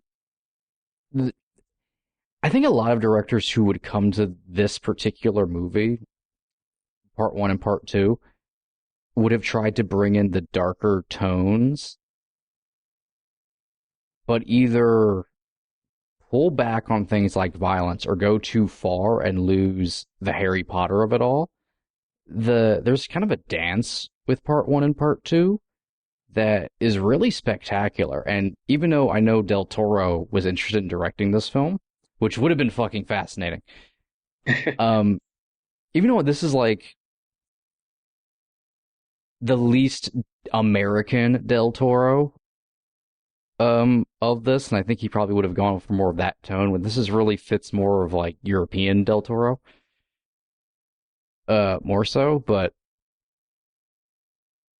Yates does something interesting with this film where it captures something that I think a lot of Potter films since like part 3 have been going for, which is going more realistic and more mature, but in keeping with the magical, mythological, and almost kid elements of it. And this is the only one I've seen that actually straddles a completely new, invented tone. Oh, yeah. Like, nothing quite feels like Deathly Hallows. Yeah. Well, I've mentioned there's a new composer, there's a new cinematographer. We don't go back to Hogwarts. There's so much in this film that's purposely set up to be different from everything else in the franchise that he was given a chance to really take these last 2 and make them into something totally separate from everything we've seen before. And one of my maybe favorite that's why they just brought in everyone else new from a creative standpoint. Yeah. One of my favorite decisions that was made was all the location filming. We're so used to sets. I mean, Karan did, build a lot of sets on location. Mm-hmm. And got a lot of stuff off of a stage. But here you're in so many real places. It feels like the kids are out of their comfort zone in a way we haven't seen previously. Mostly because they wouldn't let them into a hotel until they finished acting for the day. You live outside now, Hermione. Oh, but my name isn't Hermione. It is now until you finish acting.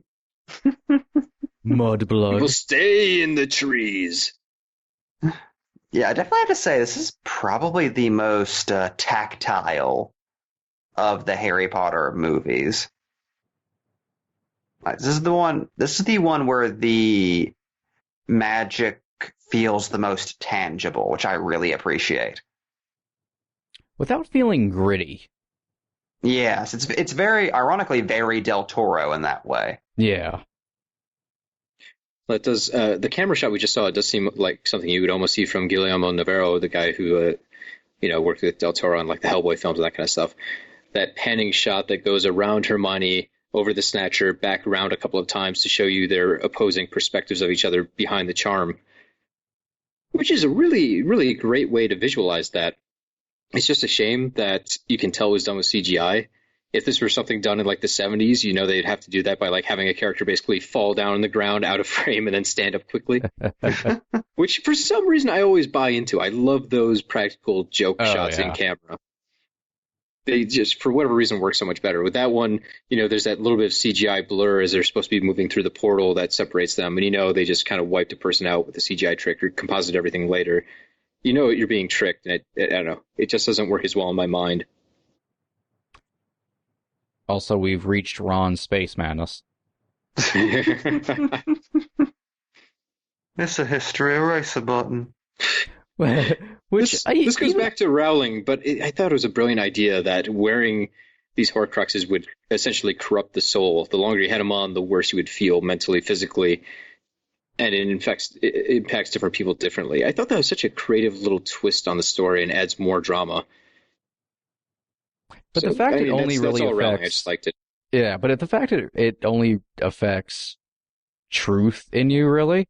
Like, it doesn't, you just don't start randomly acting crazy. It actually does play on real things you're feeling.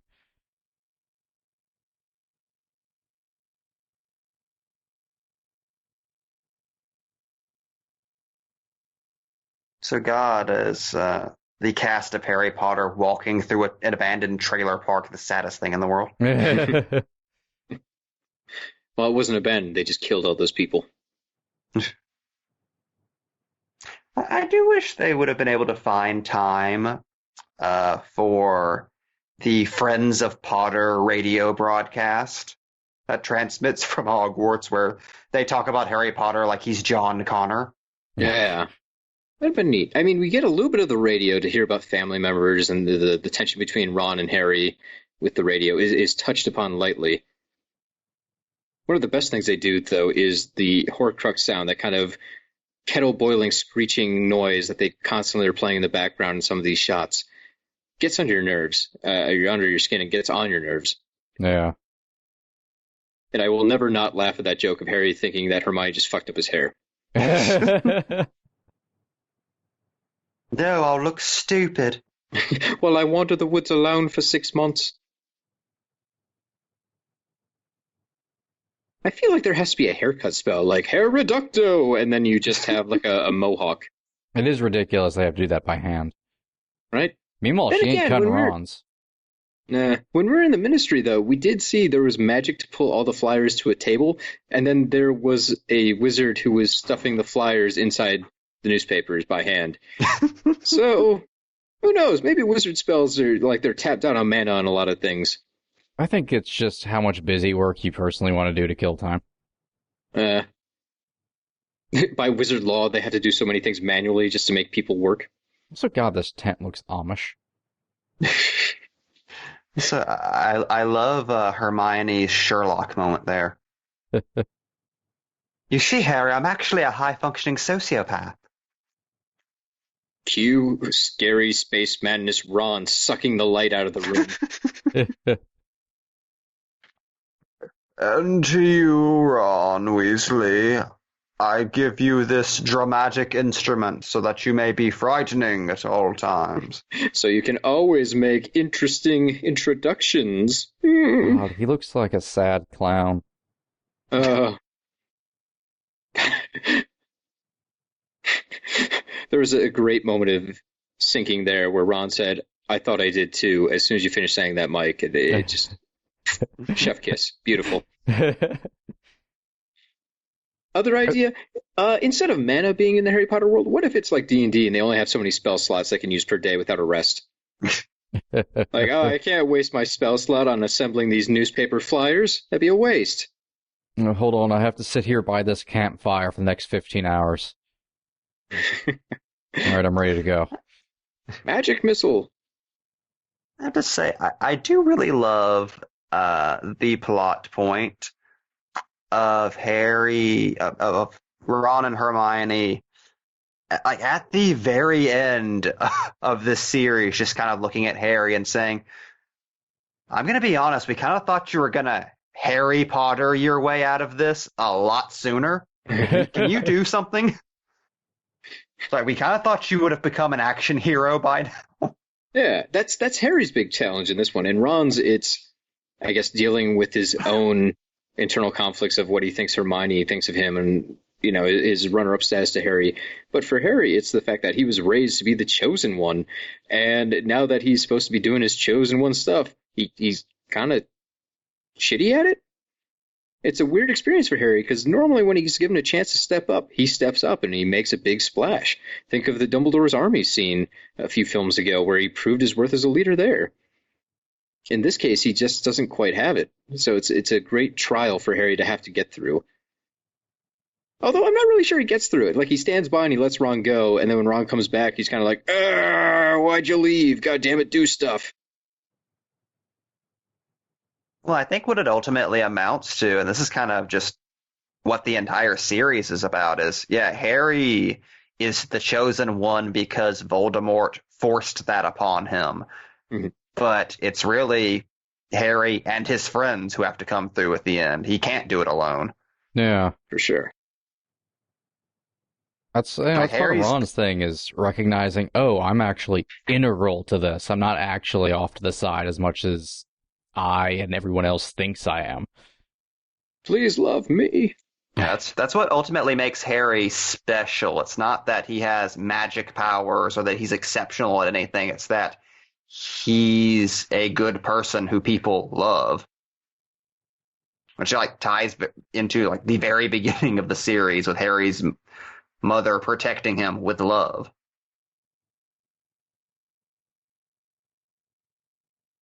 He was a sad clown. Don't worry about it. Mr. Toodles, no! He's getting fucked up at a bar right now. So that fucking... I still want to see a movie just about what Ron was doing for all this time. He shacked up with Tonks for a while. That is totally canon. He shacked up with Tonks for a while. The beauty. After they bonded during that chase. And here you have your Terrence Malick section of the film. I like whenever there's locations in movies where you can just tell the location scout got rock fucking hard, didn't they? That guy didn't leave that spot. He just sat there and he's like, no, this is mine. It's all mine. No one else can film here. This is mine. No other movies can come here. He was throwing the rocks at Ridley Scott like, get away. You go to Iceland to film your movies. Hey, wait a second. This song wasn't around in 1997. True. So this is one of the most interesting, in my mind, parts of the entire Harry Potter film franchise. Because it's its own separate thing. It's so far removed from everything else we've really seen in the books. It's such an intimate, great character beat. It has Nick Cave for some reason. Like, I'm pretty sure in the song, Oh Children, he's singing about, like, gulags, and he's, like, throwing World War II Gestapo imagery and stuff in there when it's not the chorus. Like, it's such a weird, out of left field thing. It's so alien to Harry Potter, and yet at the same time, it feels exactly like what Harry Potter should be. It's a close scene between two friends, really showing the bond between them.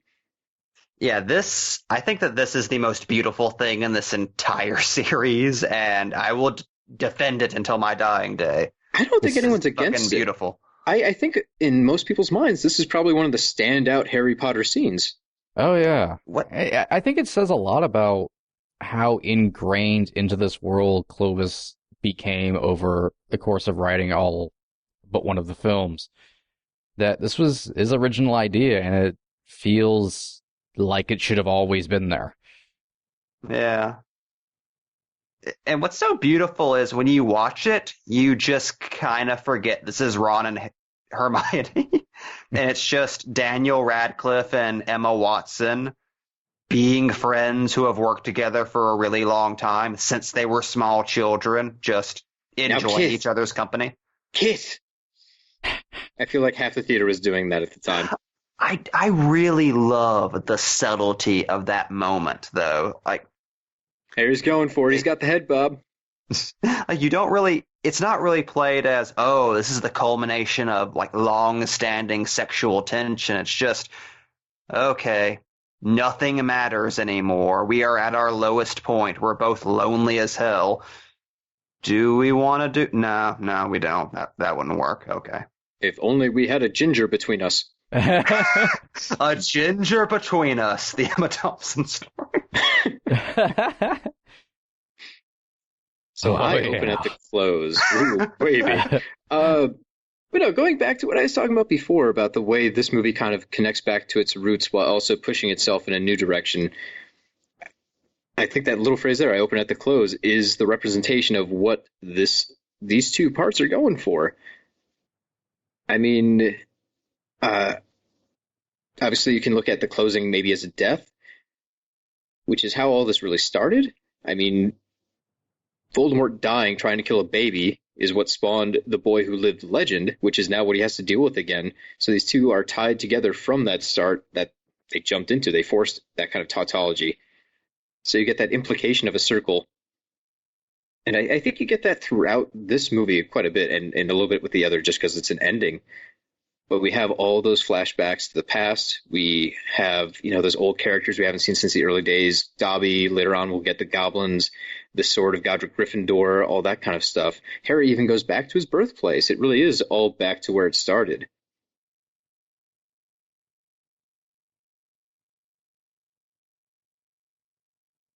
It's a real Harry, this is your life. Well, I mean, this is supposed to be the culmination. This is these characters turning into adults. So they have to say goodbye to their childhood. In this case, they do it literally by going to Harry's birthplace, and they move on as adults. And in part 2, they get to actually finish off everything that's been set up and promised to them. This is that final last little bit of birth into adulthood. If I mean, only.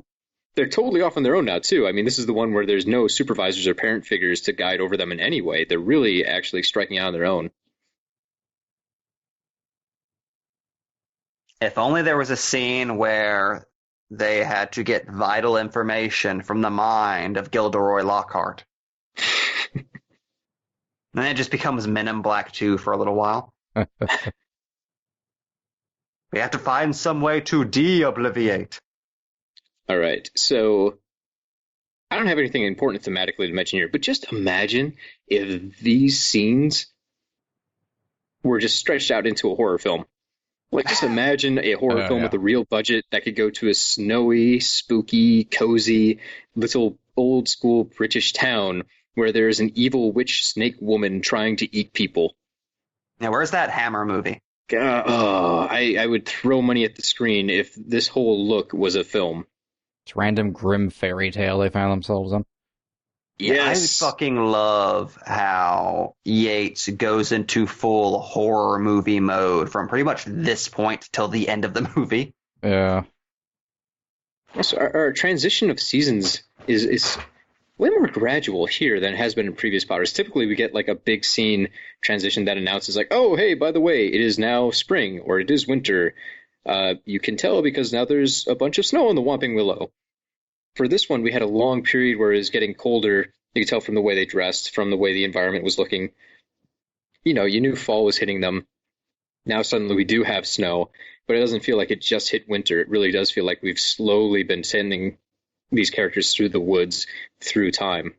Oh, even during the last scene before they came here, at the very tail end of the scene, that's when you just see very subtle snowflakes start to fall around them. Yeah. More plot.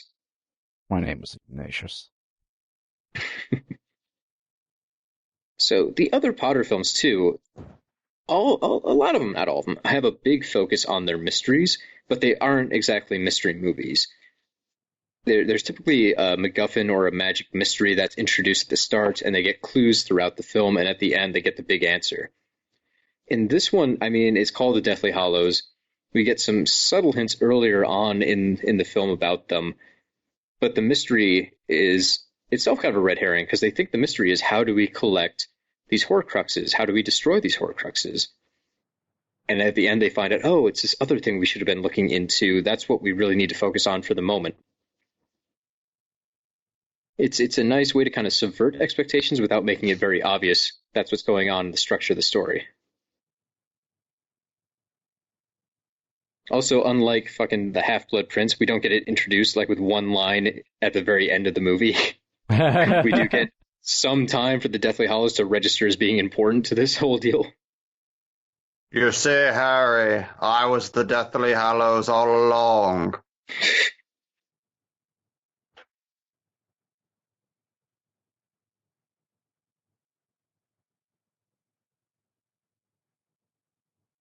Old lady who turns into a snake, let's not meet.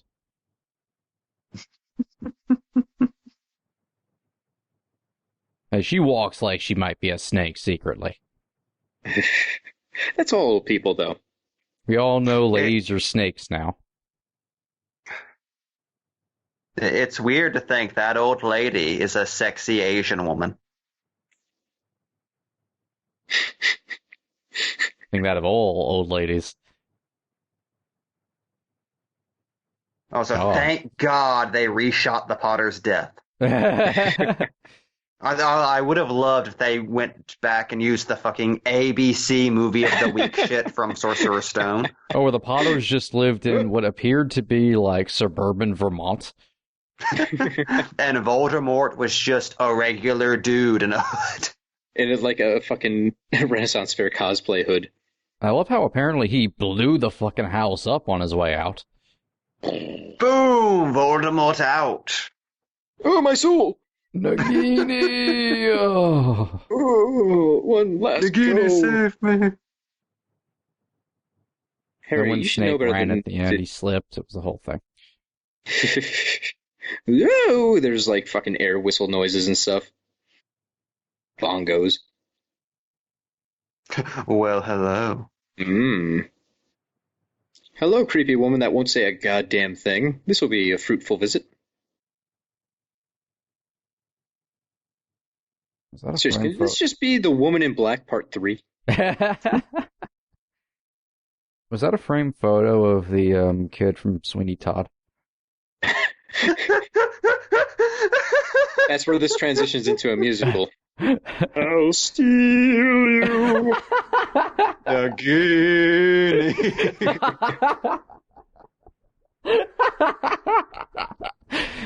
Very Well, this is my softly in favorite your joke now. lizard hair.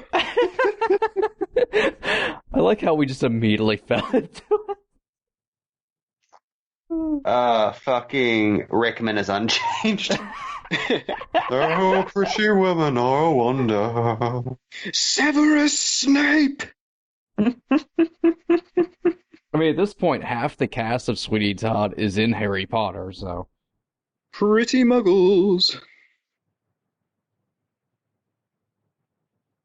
I feel like Battles in London. I'll stop now. Turbin and Snape, not all that different. Both way too hung up on girls that don't belong to them. Probably eat human flesh. Eat human flesh? Where'd you even pull that one from? Snape doesn't give that impression. Neither characters eat human flesh, Cody. Sweeney Todd, he makes meat pies. I'm assuming he had to sample That's a the wares at different some character. point. Yeah, you got me there. I wasn't thinking.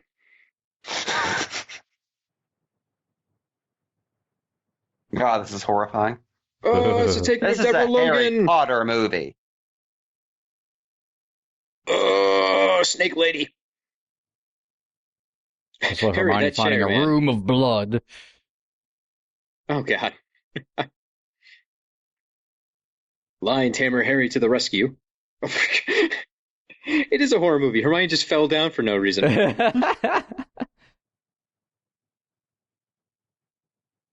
Josh? This randomly clean room. See, I always thought like they had broken the wall into like the neighbor's house, who had a much nicer place, but I don't know if that makes any sense at all, because like there probably should be a baby in there if that was the case. I have no idea. But why is there still power in the fucked up portion of the Potter home? The Potter home is kept in pristine condition by magic. Well, no, like, okay, that's where they tried to blow Harry up, and then Voldemort got his shit rocked. I feel like there shouldn't be a nice divide between the two. I just want to point out that we're watching a Harry Potter movie where Harry brutally beat a snake with a fucking brick. It just became the Gray for a moment. He's taking broken bottles of pumpkin juice to his knuckles for the rematch.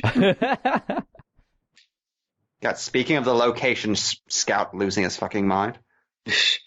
Put snow on it. Put snow over all of it. Yeah. Oh. Ah, these are fucking woods that were made to be stalked by Jason Voorhees. Oh man, my copy of Never Hike Alone should be shipping this week. It's past Halloween, but I'm very excited. I'm very jealous. So I love the That'd be fucking nice. Merlin tree just hanging out there. Fucking movie woods. I feel like in that log that the hobbits are hiding for the ring wraiths on the other side. If you actually spin the camera 180 degrees, they're filming Christopher Robin right behind them, and then holding it for 8 years to release for some reason in the distant future. Oh, bother. You know what's... looks like the Dark Lord is back again. I figured this would happen. You know, they might be cold, but they should be enjoying the fact they can just sit up against that tree and not be covered in ants. Is that a problem Magic you of the have? Harry Potter world. There's I don't know if they bugs get out covered in by woods ants. normally. If you're there in the spring or summer, you're just gonna be covered in all kinds of things crawling around. Dead of winter, sure, you'll freeze to death, but you won't have bugs on you. You want bugs on you, Cody? Not particularly. I mean, my main concern is ticks. I don't like getting ticks. Exactly. Go out in the woods in winter. You don't need ticks. Nobody needs ticks. I don't want ticks. I mean, winter wood sitting isn't that bad. You can get venison. That's pretty dope. Exactly. Doesn't love venison. I mean, I like it. I just don't enjoy sitting in the woods. There's too much nature. Nobody does. It's terrible. It's terrible If they and could boring. bring some big screen TVs out there, they could make nature better. Can we run on the platform of wanting to make nature better? Cody, I feel like you're the fucking goofus in some kind of cautionary tale about camping. Like, oh, Mike respects nature. Cody brings his big screen TV hiking. All right, Jamie, consider these two scenarios. One, Mike goes camping, and he has an okay time. You know, he has a pudgy pie maker. You know, he has an okay evening. Cody goes out to the woods with his big screen TV and watches the Blair Witch Project and has a hella cool time. Cody, where are you plugging this shit in at? You bring a generator, too. But it would be so loud, you'd be able to hear your movie. You just crank up the volume on the TV. Also, not to continue to argue, but now I'm stuck on this. Can we have some sort of bop events where we go out and play Blair Witch Project out in the middle of nowhere in the woods? Oh god, that'd be amazing. There's just an old CRT TV out in the middle of the woods with no explanation. Can we please do this? This sounds fucking awesome. It's like the Jaws screenings that they have at beaches. Yeah, Exactly. Let's do this with different movies. So, like, somewhere there's a sewer playing Chud. Or Alligator. Or Alligator. I like if you can the get your hands on idea. a copy, sure. I like the idea of at any point going, "You're invited to the sewer." Like, I feel like we'd have to make them sign so many legal waivers. Nah, you just leave it and go.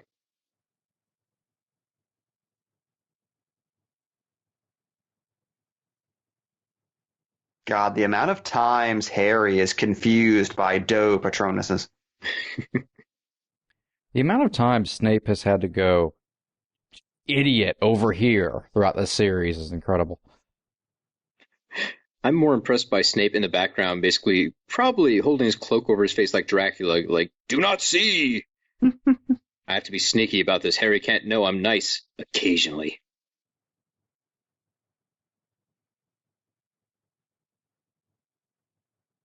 Oh, if he gets that, he's actually the King of England. Well, that's convenient.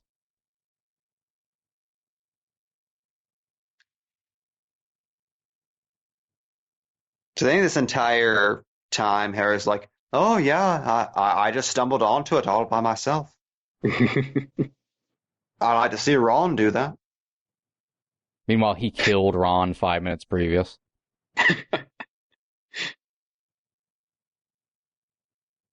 Damn it, Radcliffe, you can't naked your way out of every problem. Well, Why not?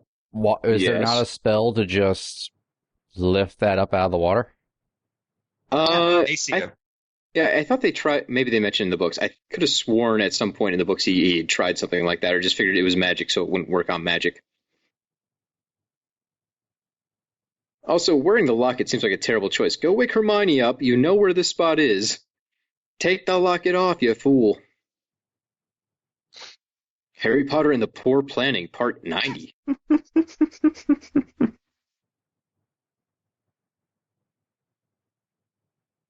Or just take it off and set it to the side. It doesn't have legs, Harry. It's not the One Ring. It's not going to suddenly start rolling away hilariously. We find Harry Potter with a bunch of arrows in his back. God damn it.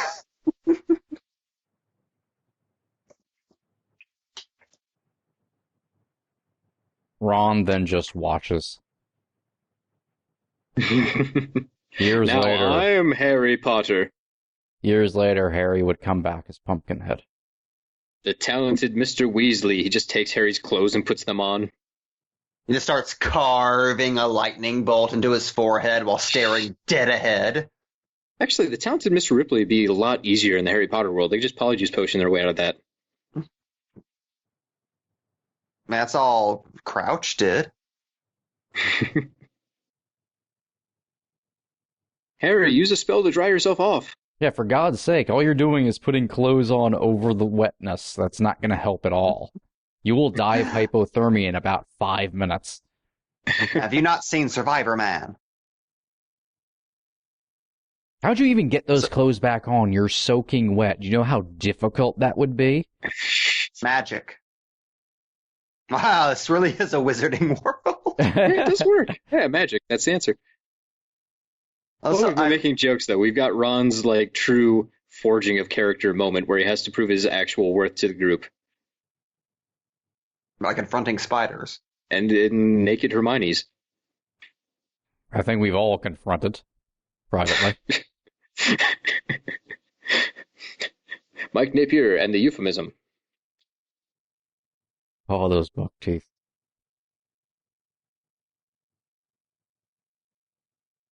Eyeball! Weird to think Harry said a slur there.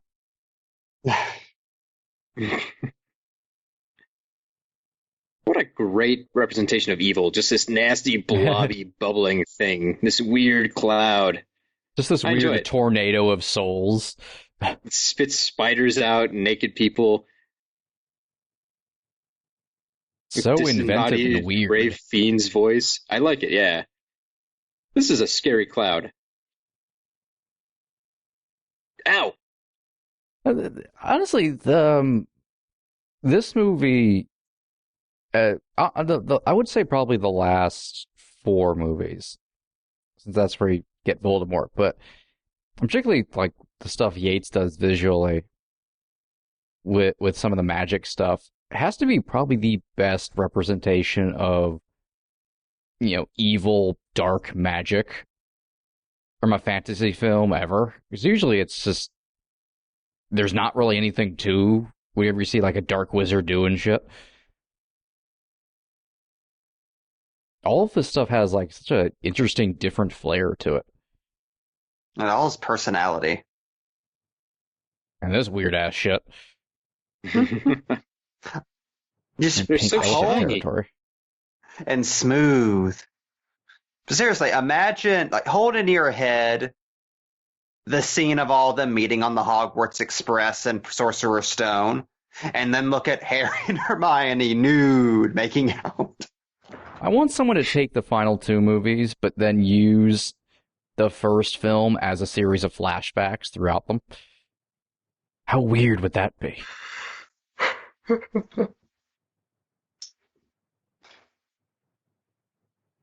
Just as Ron's running towards that, it just cut to him asking Harry where his chocolate frog went. Also, that looks like a footprint of a very large Bigfoot. It does. That's my ripping off comment. Gravity Falls, Harry Potter. I am waiting for when Sasquatch shows up in the Fantastic Beasts movies. He is the most fantastic beast, and they are in America. It makes perfect sense. And the Chupacabra is showing up in Grindelwald. Oh no, he's back. And he has a weapon. Watch out, Ron. She's going to beat the shit out of you. Wouldn't it be amazing if Hermione just saw him holding a sword, pulled out a gun, just shot him? Oh God, Harry, he had a weapon.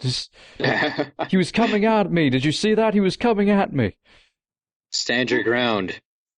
It is funny to think Hermione is the only character in this franchise who throws a fucking punch. Well, that time it just leaves and some slaps. I mean, it's no Draco treatment.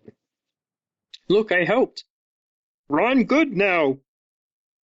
Oh yeah, that too. She is so accusatory of Ron here. Maybe she believes Ron's a Death Eater. I didn't look into that theory. Maybe that's where it comes from. Maybe she believes that Ron is Dumbledore.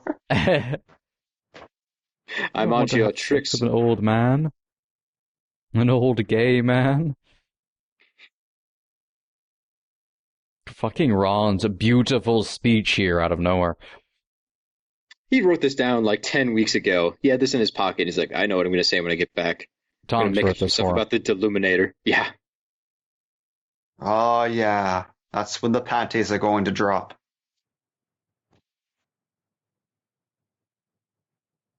Five minutes later, the GPS dropped out of his fucking jacket. What is this? Wizard Tracker app. That just tells me Halo what Jack the RoboCop radio. is. I just like the idea of referencing RoboCop again. That's 3 times this commentary. Three. He looks like a confused clown. You know what his eyes look like? He looks like his eyes are the eyes of a mummy. No, Of a Mike, I've resurrected seen mummy. the eyes of a mummy. I know These are that not might them. be specific, but there's someone No. out there who's going, yeah. They would be wrong. Mike has been watching a lot of mummies movies, I think we should say. Are you challenging me for mummy throne, Mike? Are we going to have to mummy off here? I will mummy throw down right now, motherfucker. Have you seen the new mummy? I heard you describe it, so yeah. Guys, you're both top mums. Can we please move on? No, there can be only one. There, one Jet Li reference for today. Wait, that was supposed to be a Jet Li reference and not a Highlander one? Well done. Everyone does Highlander. I think it's more interesting if it's the one. I am nobody's bitch. Anyway. Can we just do commentary for the one? That's a very underrated film. Oh, sure not. We just cut to 10,000 mummies fighting each other in the nether dimension. That did end on a pyramid, didn't it? Yeah. Yep. Oh, With yeah. 1,000 What Jet a Lis crazy fighting each fucking other on it, I movie. believe. One of them was Were the they Dragon copies of Jet Emperor. Lis, or was it? I can't even remember. I thought he killed all the other Jet Lis, or he No. just sent him to another dimension. He was in an interdimensional prison, Ah, and a dude was coming after his butthole, and he said, I am you, Law. I am nobody's bitch. You are all mine. I will be the one. And then he karate fought them as the credits rolled. The One is an incredible movie. why are we watching Harry Potter? I know, right? Can we just let's fucking turn this watch off the right one? now and go watch the one. It's probably playing on FX right now if I know FX. Also, I love that old Harry Potter moment we have with the flame. Just Harry and Ron getting into Ron nanigans one last time.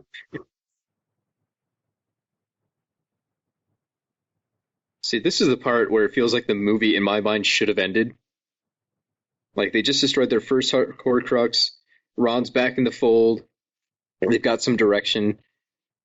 But then there's a whole nother giant bit here where all of a sudden it's like, oh, we gotta find out about what the Deathly Hallows are. We gotta go to a wizard prison for a little bit here and get attacked by evil wizards. We get a brief moment with Dobby.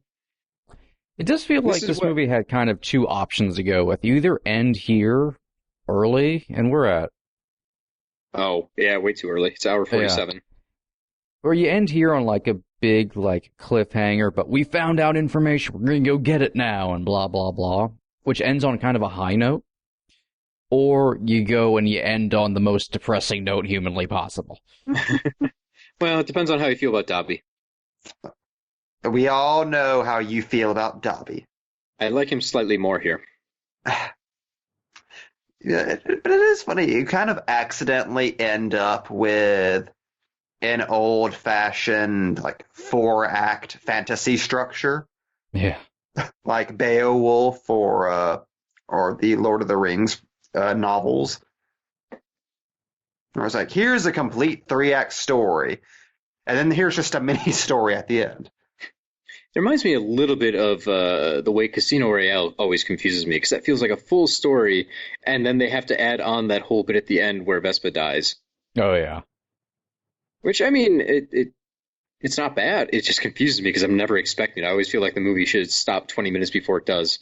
Oh, I'm so glad someone else feels that way. I'm shocked every time I watch Casino Royale, and I've seen it like 50 fucking times. Like, oh god, it's still going. Okay, this is weird. Wait, there's more. No, James Bond, you had love.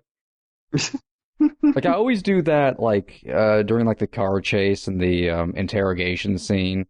I always do that movie wind down thing where you start, like, getting ready for the movie to finish and get up off the couch.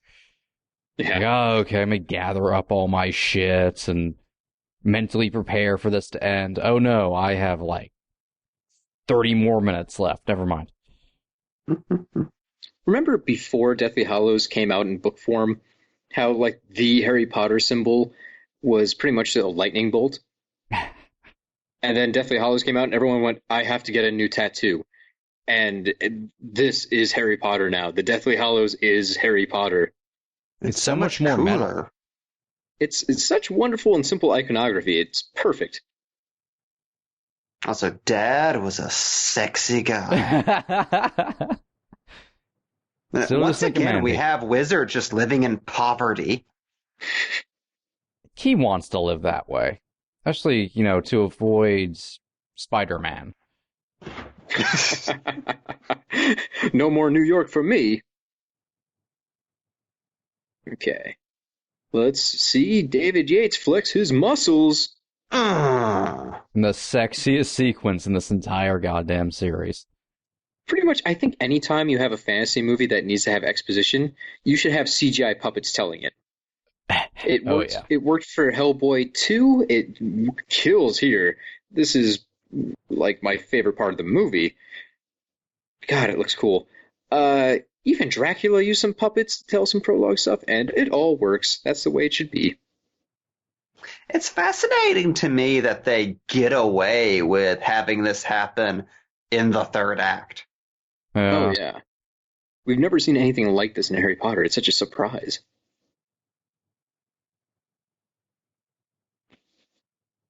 But I guess, 7 movies in, you got to do something to keep it fresh. And boy, this is going to stand out in people's minds. I'm fascinated. Damn it, Dumbledore, stop tempting them. I'm fascinated this was like briefly became a traveling puppet show. Oh, really? Yeah, just this story. Ah, neat. Because everyone was so fucking taken with this. They actually published the Tales of Beetle the Bard recently. I'm actually of all the weird Harry Potter coffee table books they've come out with are like $50 each. That's the one I'm actually tempted to buy. Oh, yeah. That came out a while ago. They must have done a repressing of it. But, yeah. Well, it came out for public not that long ago. It was just kind of a charity thing and limited stuff. And now it's actually I mean, it couldn't have been mass-produced. that limited. Like my ex had one, which she got for Christmas like years ago. Well, the very first printing of it was 5 copies. Yeah, I'm pretty sure she doesn't have one of 5. It did, but I think maybe like a year or two after that, it went out for mass consumption. But I think it's still, all the proceeds of its selling still go to charity, I think.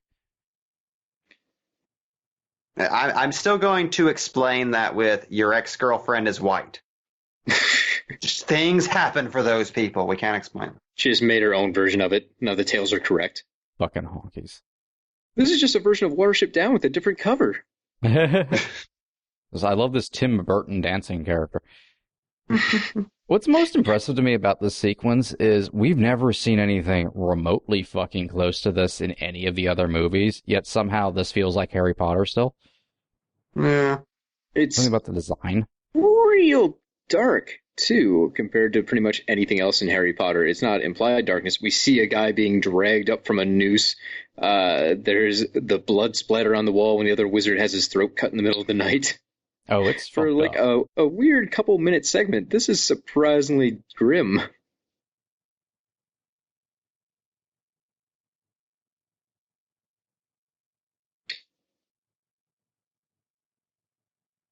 Can we Smash- have an anthology book, an anthology movie that's just Emma Watson narrating fantasy stories?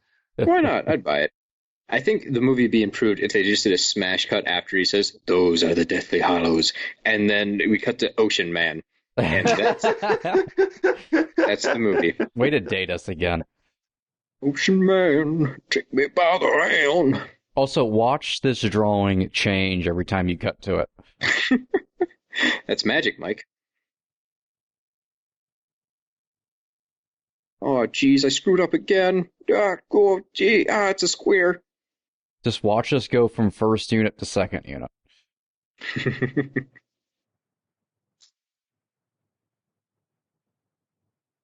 Back and to the left. Hey, that's not what was just drawn.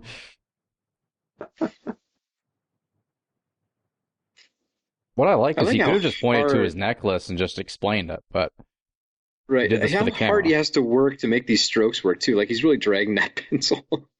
There's He's a dramatic depressed, point Cody. to it. His daughter is gone. He's just stalling for time, so they can be captured. Although really the evil wizards aren't going to show up until he says Voldemort, right? Like the charm is on him saying Voldemort. I think this is all in his head. Lovegood is insane. I mean, look at that sweater, gown, dress. All of the above. The important thing is Nick Cage is about to show up and light him on fire. Spoilers.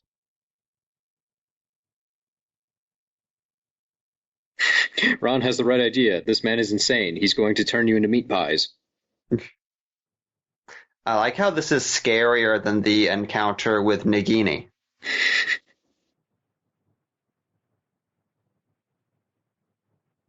He's so colorful. So much of this movie is the characters confronting old people about information from the past and things turning south. Wait, my favorite run to the door, block it. Cinema history right there. Cinema history. No. No. No. Carla Buff, what are you doing here? Doors don't really matter here, do they, Lovegood? They can magic their way out. They're magicians. Honestly, why do they even have doors in the wizarding world? That's a solid question. Vampire rules. Ah. I mean, young wizards can't apparate, so that's Do they something. have vampires? In Harry Potter? They have to have a form of vampire. I believe so.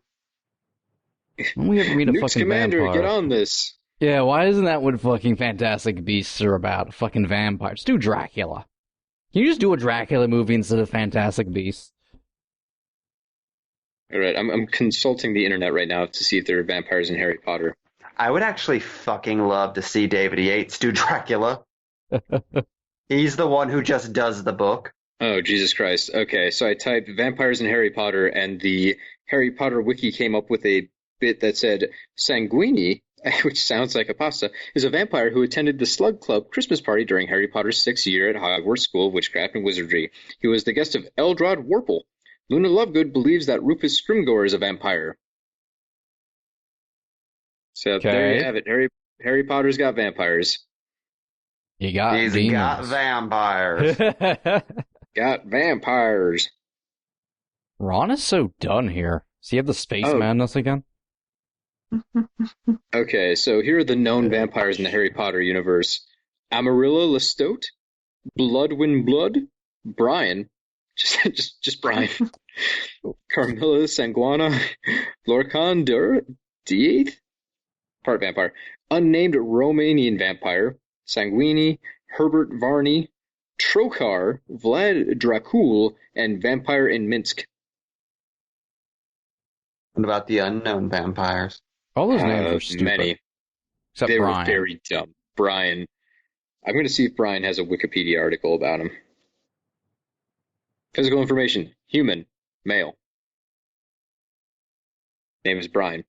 Also, does anybody else feel like this main Death Eater here was just trying to look like David Tennant? A little bit. Yeah, I little could see bit. that. Also, hold up here. I'm getting fucking lied to. Brian was a boy who lived at Godric's Hollow. On the night of 31st October 1981, he dressed up as a vampire for a Halloween party in his house. Mistaking a hooded Lord Voldemort for a friend who was late for the party, he approached him only to be stricken with fear as he peered into the man's hood and quickly stumbled back into the yard. Brian ain't a vampire. Brian's a poser. Bullshit. Bullshit. I hate the Harry Potter franchise now. Brian was present in some early drafts of the film adaptation of Harry Potter and the Philosopher's Stone. He was, however, cut from newer edits and has not seen the final version. I would love to have seen that scene, but interacting with that Voldemort. Just, dude. Also, can we just, I think it's worth pointing out, hey, sequence from Sherlock Holmes' A Game of Shadows. This is less slow motion.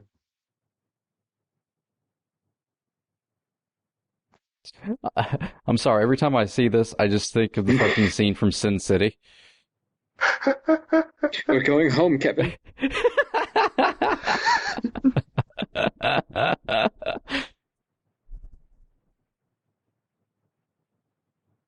I don't believe that was Johnny Depp. Run away.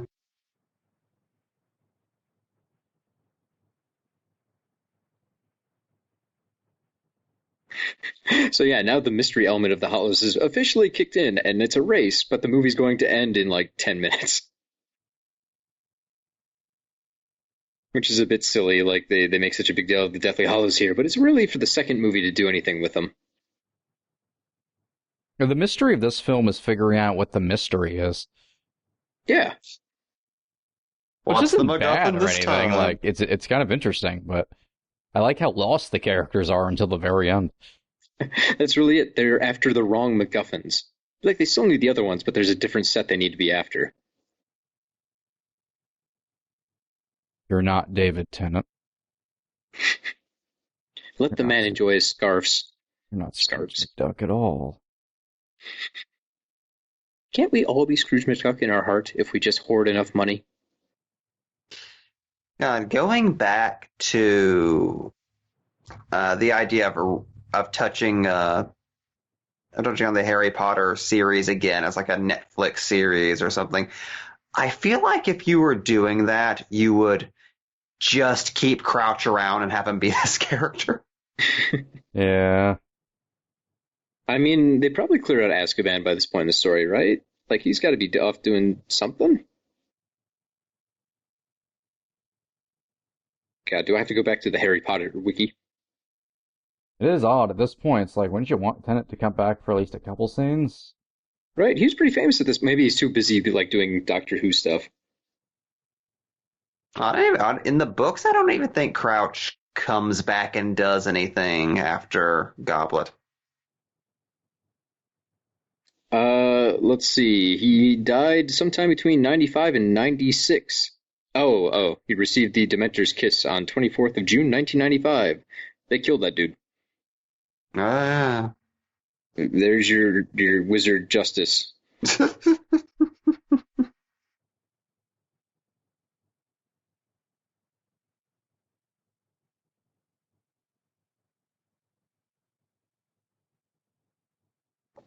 Come on, Draco, identify the Elephant Man. He's so drunk.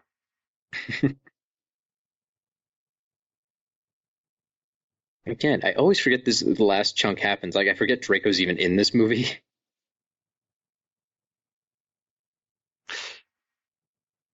It's weird that they're both the same height now. It is odd. God, poor Lucius.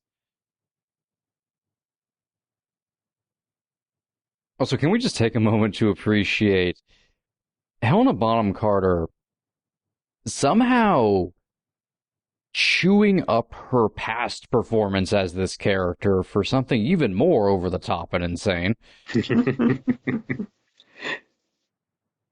I mean, not a lot of screen time to make things happen. She had that one opening bit, but that's mostly Voldemort's scene. And this is her scene. This is her big moment, which is great because we need to really hate her in part 2.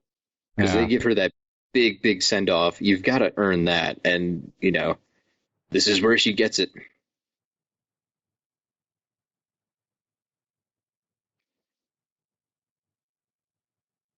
No, not her werewolf character.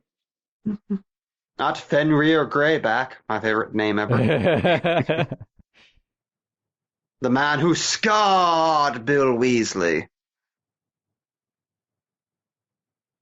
It's Happens like in the last of me. I'll be in the next movie. It's great that Bellatrix suddenly shows up to be the main villain of the movie in the last 10 minutes.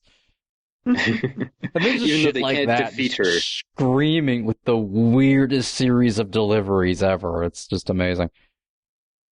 Well, this whole movie split into two halves thing, again, gets into the weird murk of how do you handle this? The main antagonist and Harry don't see each other in this movie at all. So we get Helena Bonham Carter, but even then, they can't defeat her. They just escape her and have to deal with her in the next movie. Important thing is It Dobby is. dies. Good. It is funny how simply because of circumstance, Bellatrix becomes the number 2 villain of the series.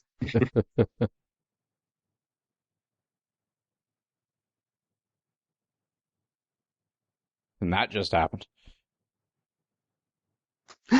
I love how that was Carter's idea.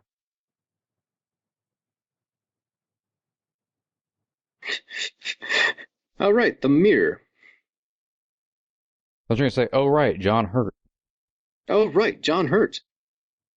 That guy. Plus Luna. And Griphook not being played by Vern Troyer.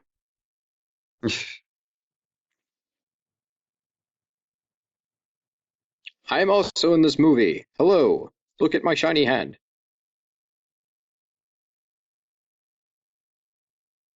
Griphook always looks like he's in such a bad fucking mood. That's part of his charm. What amuses me is it's Davis playing Griphook this time, but they still do his makeup, so it still looks like Vern Troyer. And it weirds me the fuck out. That's Hollywood magic, Mike.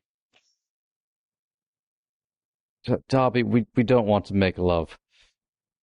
Dobby is not so sure, Master Potter. Fuck you, Dobby. Fucking, I'm an elf. Like, everyone in the room is fucking retarded. You're the one who can't even speak right. Well, I mean, he's a house elf. They're basically gods. You get those. They need to be shoes enslaved from? or else they'll kill everyone else. They're too powerful. Put on normal clothes, Dobby. You're still wearing fucking rags and no underwear. Harry Potter does not appreciate the angle of Dobby's dangle. Ow.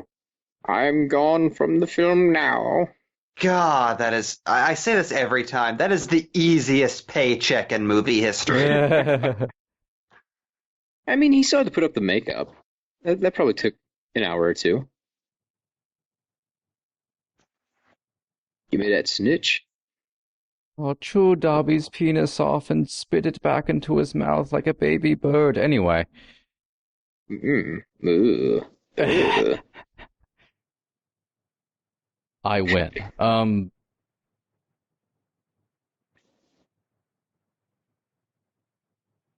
More blood. The slur. Oh, don't cry, Hermione. Oh man, you done pissed him off now? I'm stuck on the stuff Mike was saying about the makeup. It's weird, right? It is. Yeah, once you notice it, it's like, ugh. You just put How Vern can you just Troyer's make a face Troyer? on Warwick Davis. It's creepy. Okay, so that was quick, and it's hard to tell exactly what was happening there. Did Lucius try to pull out his wand and then realize it wasn't there from the I start of the think movie so. when Voldemort took it? Okay. That's a fun Lucius little is touch. fucking really drunk right now. He's having a bad goddamn time of it. Hey, look, we just missed a really important plot detail. Wands changing hands. This will be important later. Oh, why don't you just marry the Dark Lord? You love him so much. Dramatic arm thrust. This tattoo reveal, just mwah. Isaacs is having a good time. Ooh. God damn it, Isaac Dobby. is so happy he gets to do something again. I came in like a wrecking ball, Master Potter. If you want, just look up Dobby and Chandelier on YouTube. Have a good time. Is this like Lemon Party? You're not far off, but we won't go into it. Oh, no, I don't like... If you just want to see a Dobby doll in drag on an actual chandelier to a pop song, and you know you want to, I recommend looking that up.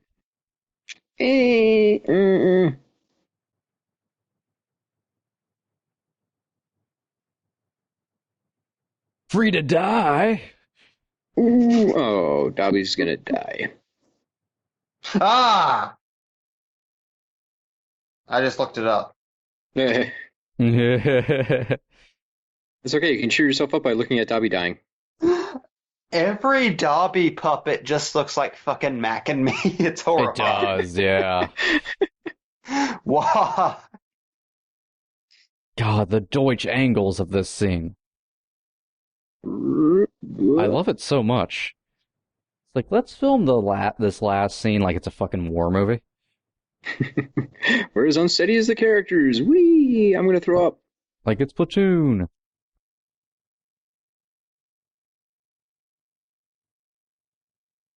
So a nice little foil here. I mean, this is a good structured beat. We start the movie off with Voldemort basically talking about how disgusting it is for the idea of wizards even mating with other humans that just aren't magical. So we know he's a huge asshole. Then we get to the end of the film, and the closing note is Harry Potter believes so much in the equality of all magical creatures that he wants to show the respect he can by digging a grave with his hands for Dobby.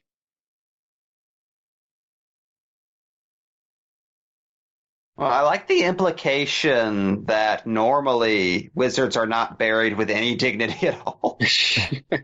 Just magic them in the hole. It's a really subtle character beat I don't see a lot of people bring up. Just Harry saying that line about not using magic and doing it properly. I think they should do it like Always Sunny. Like, when a house elf dies, they just throw him in the trash. When a wizard dies, you just throw him in the trash. Or if you want to be really funny about it, you throw them in like the Flu Network and hope they just wind up in like one of the dark wizard alleys. Or Harry just stands up holding his corpse and just throws it behind him into the waves, and Dobby's corpse just goes.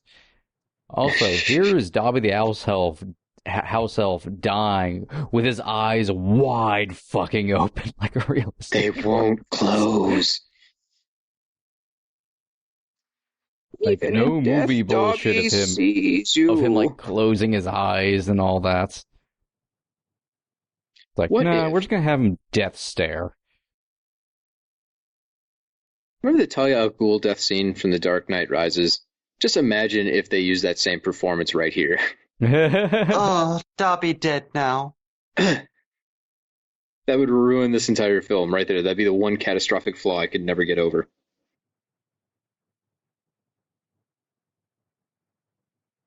Also, the way that Luna is incorporated into this plot, you think, I don't know, her and Harry would end up together or something? Not everyone has to date, Mike. Anybody is better than Harry and Ginny. A character who's just not in these movies.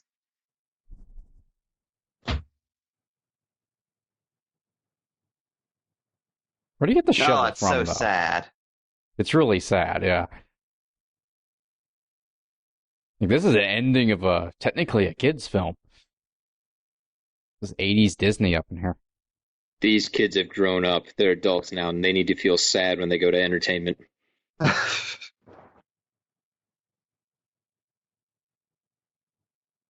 I say make him depressed young. If it's good enough for cigarettes, it's good enough for children. Let him know that knife is nothing but facial dismemberment and dead house elves. And snakes. Lots of big snakes. God, could you imagine if they did the old Harry Potter thing where they had to go up to Hermione and say, yeah, but some good stuff's happening too. It's so exciting. Oh, right. And I forgot they also end with this surprising little bit where now Voldemort just has the fucking death wand. The death wand. The death wand. That sounds way more metal, right? It does. Oh. God, he's like a circumcised dick. It's so smooth. Cut to Dumbledore. Make out. Make out. Now, Kith. I love how Michael Gambon got a credit in this movie for appearing in photos and being dead. Lay down here. Now take a nap. Got it. Nagini, look what I got. Bippity boppity boo. It's his bong. Nagini. Let's just think. Dumbledore's wand, as far as I can tell, didn't change design throughout the films. So they kind of lucked out by giving him a cool-ass wand in the first place. Yeah. What if the Elder Wand turned out to just be like the most boring, nondescript wand in the world? They had a lot of dumb luck. Some of that stuff. I mean, with Rowling Consulting, do you think she went over to somebody in the props department and was like, nah, this thing's got to look baller? It's possible. The world may never know.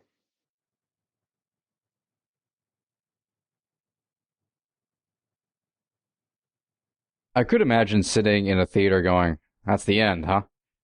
Infinity War had more of an ending than this thing. It was a big surprise, because I was sitting in the theaters and like, I have no idea when they're going to cut this thing off. I remember having that thought in the theater, like, I have no idea where they'll end this. What is a good spot?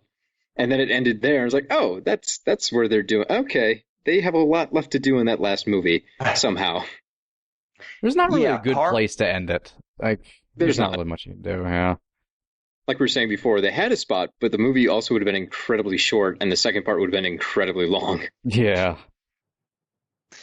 Yeah, part 1 and 2 definitely work together when watched as one long movie. Let's make a quick checklist here. Harry has to figure out the deal with the rest of the Deathly Hallows. I mean, we're going to find out in a surprise he actually has the invisibility cloak and the resurrection stone on him already, so he's got 2 out of 3.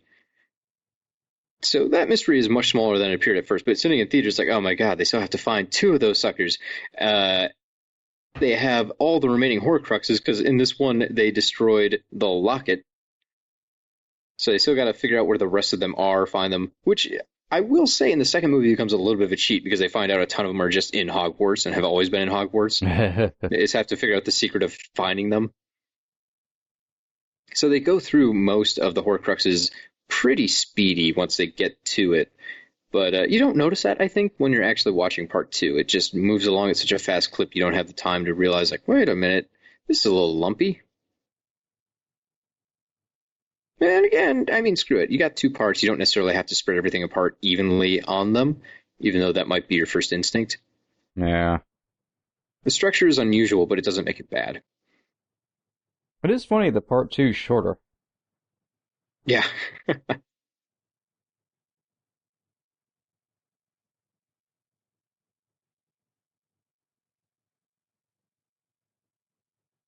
Did we hear the classic Harry Potter theme at all in this movie? I guess, like, the classic Harry Potter theme, I think, is, like, Hedwig's theme. I don't know if that appeared at all. That plays very briefly at the beginning, I think. Okay. Yeah. They utilize notes of it in some interesting ways. It's just such a surprise. I mean, the Spla, I'm just going to say it as dumb as possible, because I can't admit if I know the T's that are not. Brilliant composer. Like, I love the other work he's done. I stuff with Shape of Water, the Grand Budapest Hotel. I think the guy's a genius. But what a weird spot. Here, we need you to take over the last 2 movies in a mega franchise that's been going for 10 years. Go figure it out. Also, it's spawned off of John Williams, just one of the most important film composers who has ever lived. That's a lot of pressure. I don't think I'd want that job.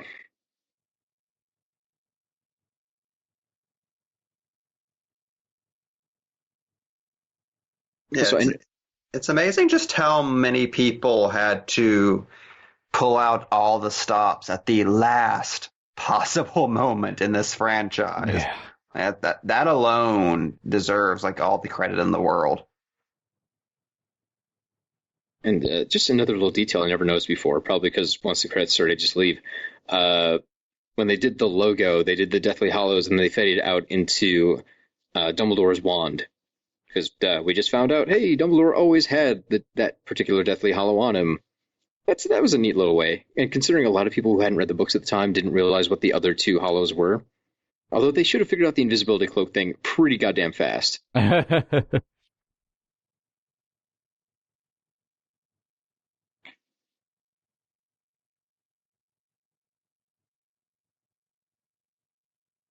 Oh yeah, Cho Chang was in this movie. Oh, is she on the Hogwarts Express for like 2 seconds? Along with Padma. There's a lot of people I did not know was on that train. How do residuals work in that situation? They get like a penny? Yes? Someone in Hollywood, let me know. Poor Vern Troyer not being in this movie. Poor McGonagall not being in this movie. We saw a cat probably at some point. Probably, somewhere, maybe. I don't know, was Crookshanks in there anywhere?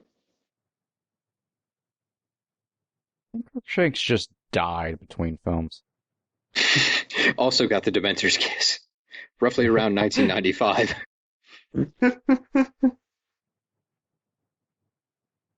And that was Deathly Hallows Part 1. I'm excited to see how it all ends, Mike. It doesn't actually. They never made Part 2. They just assumed they were going to get the chance to make it, but they didn't make any money, so they just stopped. Wouldn't that be fucking incredible if that happened, though? Netflix canceled it. Nope, no more Harry Potter. You can figure it out. Go read the books.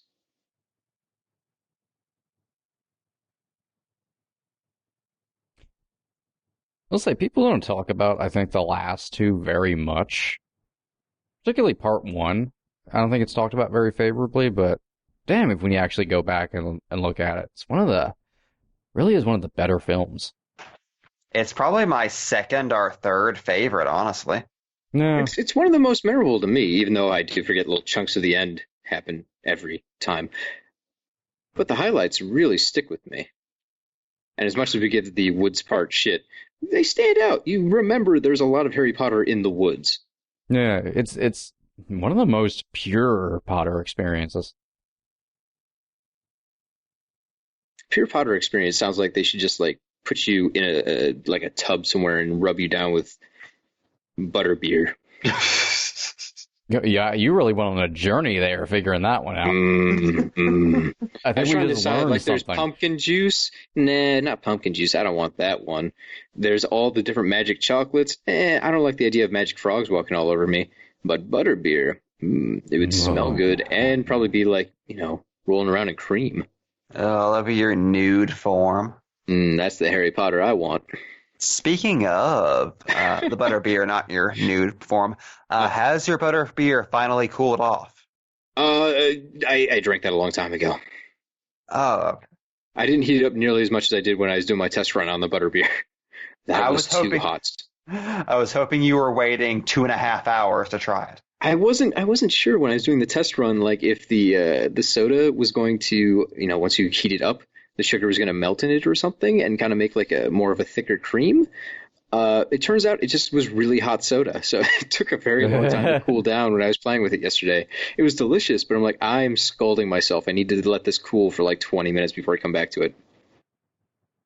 So yeah, if anyone's still listening and trying to make booze at home and you didn't do it beforehand, don't boil that soda for like 20 minutes. You don't need to. Just enough to make it warm. You could probably put it on your microwave for like a minute and you'd be all right. I should have said something about that earlier. Oh well, you're probably fine. Please don't sue us.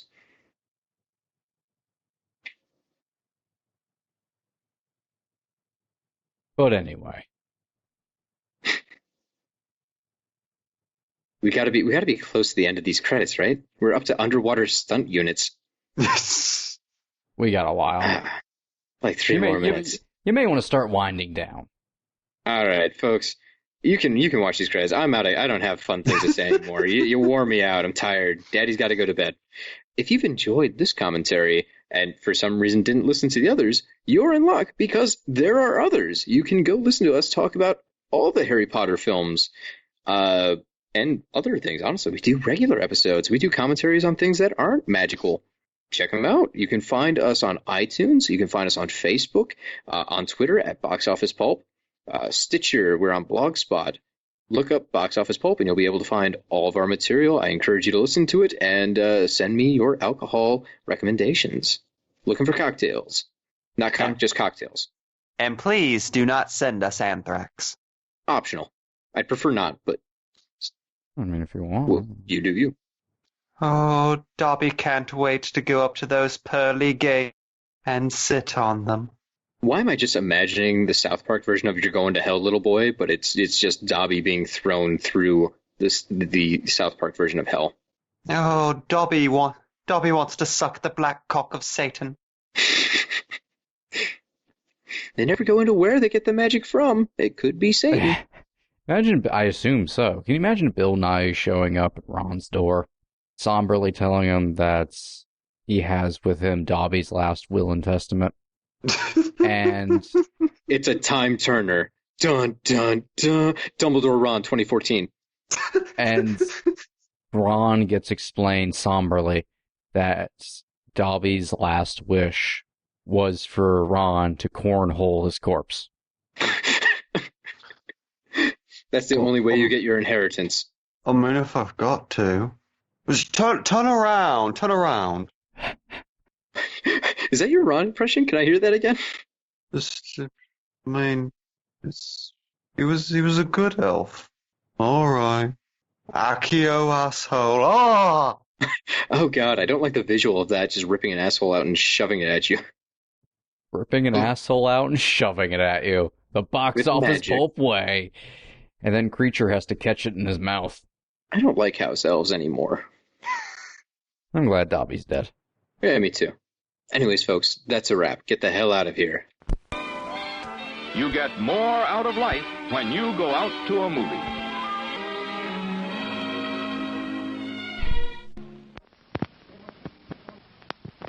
Please remember to replace the speaker on the post when you leave the theater. I feel like we already did a very long after-credits scene about talking about ripping out Dobby's asshole, but... Can't top that. Can't top that. Can't top it. Can't top it. Good. This is Box Office Pulp Guy, and this has been a Pulp Podcast production. Now please, please, please, put a gun in my mouth and pull the trigger and say goodnight. And now, on with the show. There are a lot of issues that plague the Greetings and salutations, kiddos. It's me, your old goblin in crime, Roderick Kingsley, here with a special message for you, my adoring public. You may have noticed lately in my many appearances that I've had a bit of a spring in my pointy-booted step. No, boys and girls, the secret to my success is no wonder drug or miracle diet, but an elixir of the spirit. And, like a Halloween-themed Jehovah's Witness, I'm here to spread the good news like a bombardment of pumpkin bombs. The good news of graphic novelism.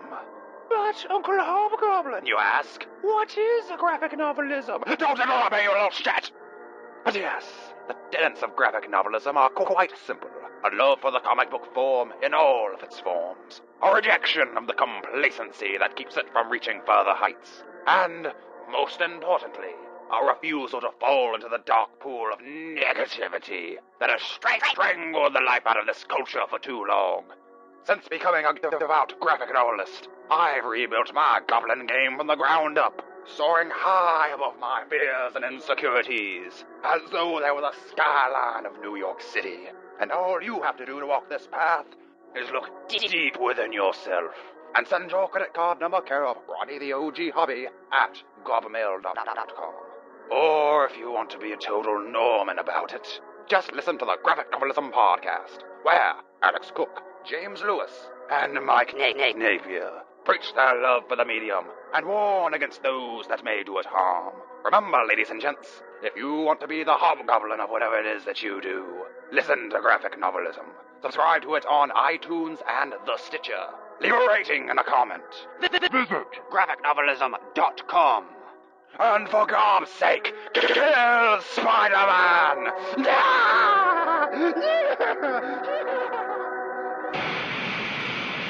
on another episode. That was just a little taste of graphic novelism.